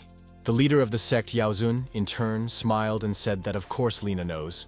Then he fixed the magic snake towards the girl. Tin understood that she could not live. Qi immediately backed back, realizing that the unknown was clearly unfriendly, but the snake managed to stick into the body and the blood poured. Chu only managed to close her eyes, but when she opened, she found herself alive. She could not even think that Tin would be substituted under a mortal blow to save her. The head of the guild called him an insignificance and moved towards the dungeon. She was shocked by what had happened and in every possible way tried to help the guy who had saved her. The girl urged him not to close his eyes and be in consciousness as long as possible. However, the color of the blood confused her, and she nervously asked the stranger what he did to him. Tian replied that black blood indicates the decomposition of the body of a teenager. The dumbfounded Chu continued to ask questions to find out who he was, and why did he need to kill them. The head of the clan ignored her curiosity, and stated that if she obeyed him, then the young man would survive. Suddenly, Tin spoke through the pain that this is the leader of their sect Zun. At that moment, Yao turned to them, and once again ordered him to follow him. Realizing that she has no other way out, Qi took the student's arm, and went after pulling. On the way, the young lady asked the guy why his leader attacked him. Tin replied that he was doing this for a reason, after which Chu noted that he should not risk her sake because he could die. The younger student urged her not to think about it. But it is better to run away without looking back if such an opportunity is presented. But the stubborn girl, as always, stood on her and stated that she would not leave him. The young man smiled and asked if she was really worried about him. At that moment, blood unexpectedly began to spill out of the cave. Tyann backed back. She was afraid to imagine that Huan could already be dead, and they would be taken into account the same. Yao, however, realized why an earthquake actually occurred and what happened to Ji. At the same time, he remembered how the teacher once told him about the creature living in the bloody lake. Chu suddenly burst into tears and ran to the cave, believing that no one was left alive. The girl shouted the names of her friends several times, but no one responded. The blood pool continued to flow out. Qi was shocked and did not believe in what had happened. Tian, in turn, was also perplexed, because as soon as he decided to personally engage in Jiang, he was no longer. In parallel, realizing what it means, the monster escaped to freedom, and soon his guild may not become. The girl continued to cry. Tin moved in her direction to somehow console. But at that moment, a joyful Huan suddenly appeared in the cave, who scared Chu. The girl was scared, thinking that this was some kind of ghost. But after she saw Chen, the guy hung upside down as King Muravyov held his feet. The young man immediately asked for forgiveness from Qi, and said that he did not want to scare her so much. The angry Chos rushed at him with his fists, assuring that she was not really afraid. Then Huan told them the story of how the great and fearless Lin saved them all. In confirmation of his words, Chen asked the leader of the insects to tell the truth. The demon realized that now the head of the clan would understand everything, and he cannot avoid the next punishment. The dumbfounded Tian instantly asked his subordinate whether Z really saved him. The king of black ants with a sad look confirmed the words of Huan. Yao was beside himself from such news. The mutant also added that the creature from the bloody lake is very similar to a young Dai. Tian suggested that the pool absorbed it with Ji, and therefore the seal was destroyed, which means that Zhang definitely could not win. But after a moment, his mutated minister flew out of the cave. Yao could not believe his eyes, because the teenager was stronger than the bloody lake. At the same time, Lin took out in his hands 100th, which he had previously taken out of a boiling pool. Friends naturally rejoiced at his early return, and began to be called their savior. Everyone rushed into the arms to the main character, thanking him for invaluable help. The king of black ants, in turn, ran up to his girlfriend, who was in the arms of Z. The young master handed him the 100th, and the monster did not take his eyes off her. Understanding the state in what condition she was, the Lord of the Supreme Alliance did not like everything that was happening, and he turned away. After all, he pursued a completely different goal, and did not want to put up with this state of affairs. At that moment, the joyful Huan ran up to the young cultivator and asked if he had defeated that demon. Chu also attacked Lina, saying that in fact he was quite strong. The younger student painfully watched how Qi was kind with Zhang. However, happiness did not last long, and soon everything returned to its circles. The girls suddenly noticed a certain movement in the cave. Then an incomprehensible sound followed. And in just a couple of seconds, the bloody lake with the monster again burst out. Tian said worriedly that it wants to absorb all living things in the district. He understood that even Lin could not resist the transformed Ji, since his power is extremely great, but Zhang suddenly stated that he would deal with him. At the same time, he urged everyone to move away so as not to fall into the blood pool. The distraught immortal, meanwhile, was getting closer. Tian began to get nervous. Subsequently, Witch Yao began to order Lin not to hesitate and finish the monster. But the guy said that he was not going to obey Tian because he abducted his friends. The head of the Supreme Alliance continued to say that now is not the time to sort things out. Then he suddenly used the secret technique of a sealing canvas. Thus it covered Ji with the bloody sphere, but Yao did not stop it. He immediately began to act and fight against the protective barrier to break it. Once, after giving crushing blows, the demon tried to get out of the magic sphere. Tian hastened to utter a sealing spell and the shield brightly lit up. Ji, in turn, did not stop attacking the magic barrier in the hope of salvation. After all, he knew very well what would happen next. The Lord of the Guild began to rejoice prematurely. Jiang understood that most likely it was the strongest artifact of Yao, because he did not use it until the last moment. However, in just a few attempts, the immortal was able to bring down the sealing sphere. Thus, Ji once again managed to get out of freedom, which no one was waiting for. The leader of the Supreme Alliance fell into bewilderment, not understanding how he did it. In the meantime, Yao hurried to strike his patron. Tian backed back, but Lin managed to recapture his attack with his magic chains. Thereby, he saved the head of the Zun sect. However, after a moment, the bloody streams were corroded with a black flame of the chain. Ji also began to use the technique of a whirlwind, and everything merged into a single blood clot, to which Zhang entered absolutely calmly to finally end the monster. Yao said that apparently it was first necessary to deal with an annoying boy. The fearless Lin continued to get closer to the immortal and prepared for a collision. At the same time, the guy understood that the enemy was extremely strong, because even after the attack by chains, he was full of strength. Then Zhang decided to use his skills to the maximum to check what he was capable of. In this connection, the teenager applied the formation of 4 holy demons. After a couple of seconds, a huge flaming phoenix and an ice snake appeared, followed by the battlefield and a tiger with a dragon. It is worth noting that this technique was not a variety of black flame. When the main character lived in another world, he was able to find and subjugate the 4 strongest monsters. The young master needed 400 years of cultivation for this action. Thus, Zhang half restored his abilities and spiritual energy to use the formation of holy animals. After that, the young cultivator clashed in a fierce fight with Yao Ji, where his magic demons helped him. It seemed that Lina's power knew no bounds. However, the immortal also called on several monsters from the bloody lake. Everyone was dumbfounded from the scale of the battle and simply watched what was happening. Tian finally realized how much Z is strong, because even his teachers did not possess such techniques. But the power of the Yao was not inferior to Lina, but rather even exceeded his abilities, because the entities called by him were literally the embodiment of death. Even Zhang noticed that such a powerful cultivator is hiding in such a tiny sect.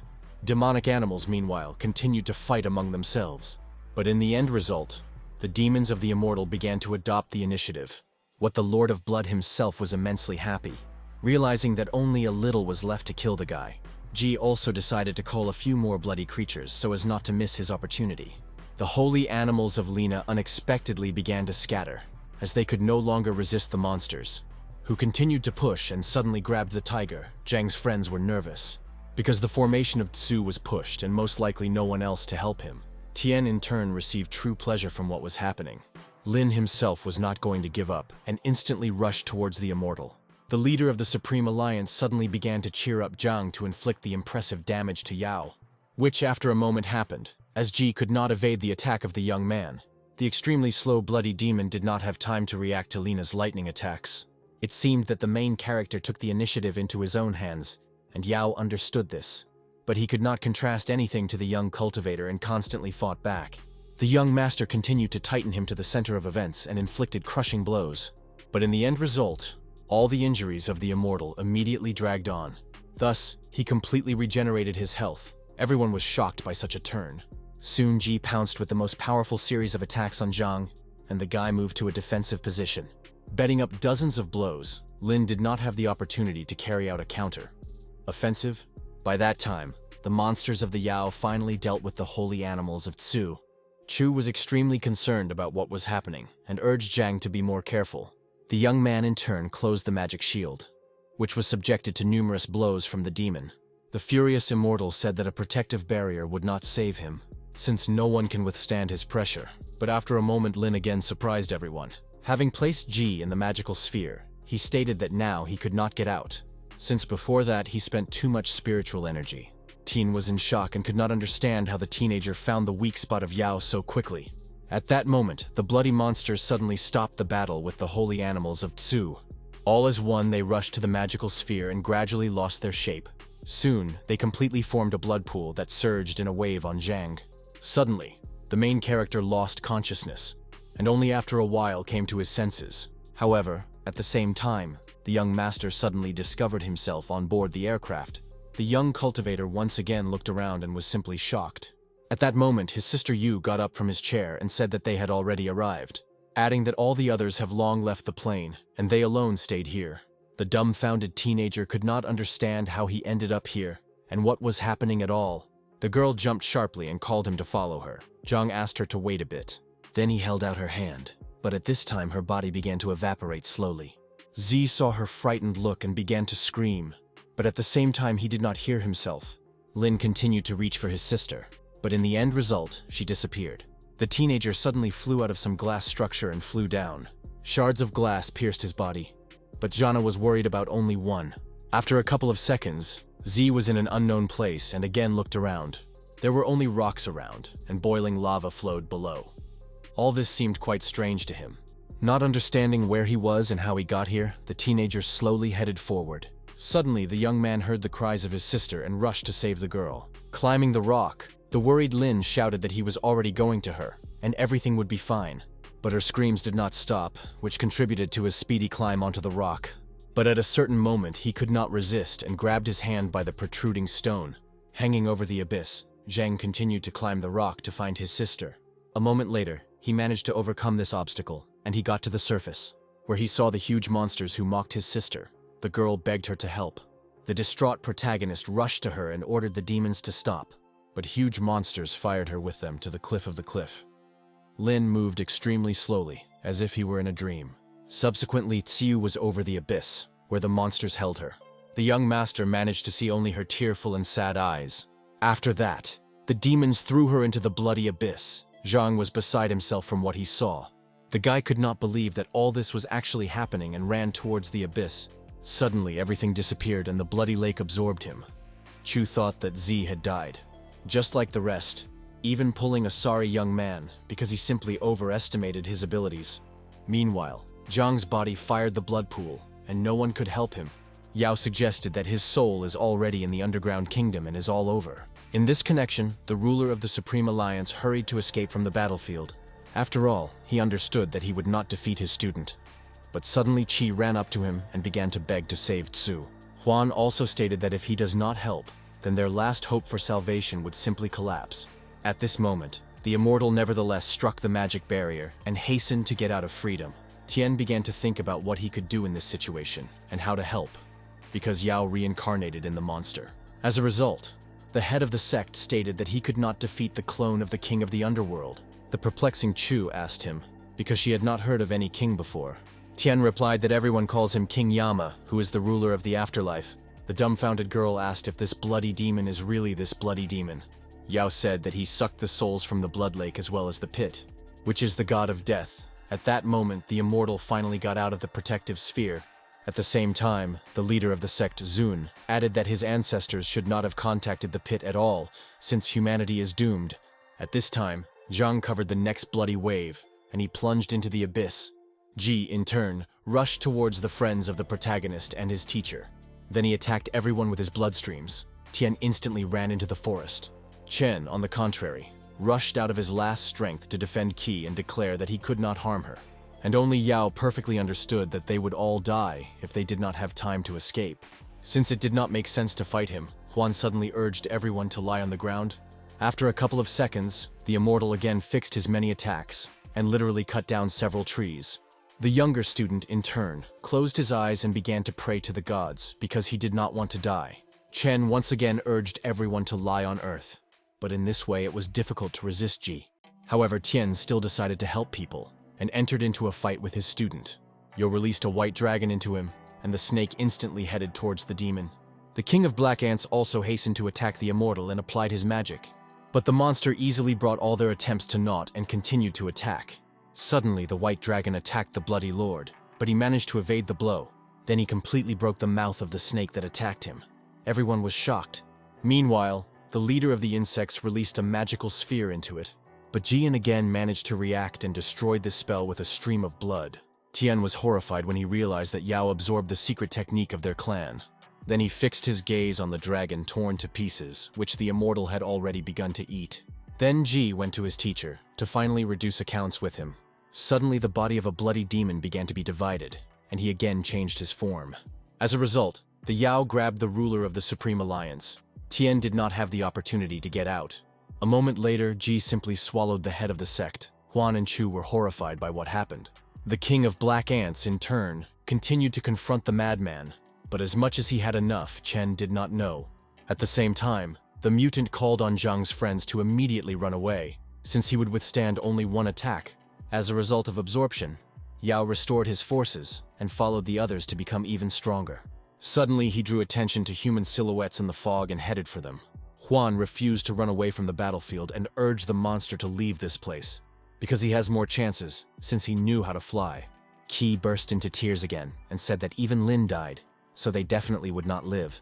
But Chen was sure that the young master simply did not wake up, and when he wakes up, they would have hope for salvation. After a certain time, the main character finally came to his senses on some rock. Looking around, he realized that he was on the edge of the cliff, from where his sister was thrown out. Before the young cultivator, there were two huge monsters. Zhang instantly covered his body with a magic flame. Then he rushed towards the demons and generated his weapon on more serious. It was a fiery axe, which the guy skillfully converted. Without wasting time, Lin pounced on demonic creatures and began to beat them. The mutants, in turn, did not even have the slightest opportunity to resist the young man. Tearing one after another into parts, the teenager became only fiercely. It seemed that his power had no bounds. But the monsters continued to attack him. Zhang tirelessly sent them to the afterlife, not understanding why he again seemed in this place. Finally, having overcome all the ill-wishers, Lin calmed down and looked around. Then he brought down his weapon and looked into the distance, where chaos and death reigned. He closed his eyes and once again thought about his beloved sister. Suddenly, the guy felt weak in the body and collapsed to the ground, pronouncing only the name of Zia. At that moment, the hands of the dead unexpectedly began to germinate from the ground. They grabbed the teenager and pressed to the ground. It seemed that he was already all the same. In the end result, they completely absorbed Zhang's weakened body. Meanwhile, the disgusting bloody lord swallowed the king of black ants. Chu and Huan were shocked by what had happened, and understood that if Lin did not awaken from sleep, they end. The immortal, in turn, headed in their direction. Chen with Qi backed back. Suddenly, Yao again spread his body, intending to absorb frightened people. Chu closed her eyes and began to pray. Huan called for a madman not to do this.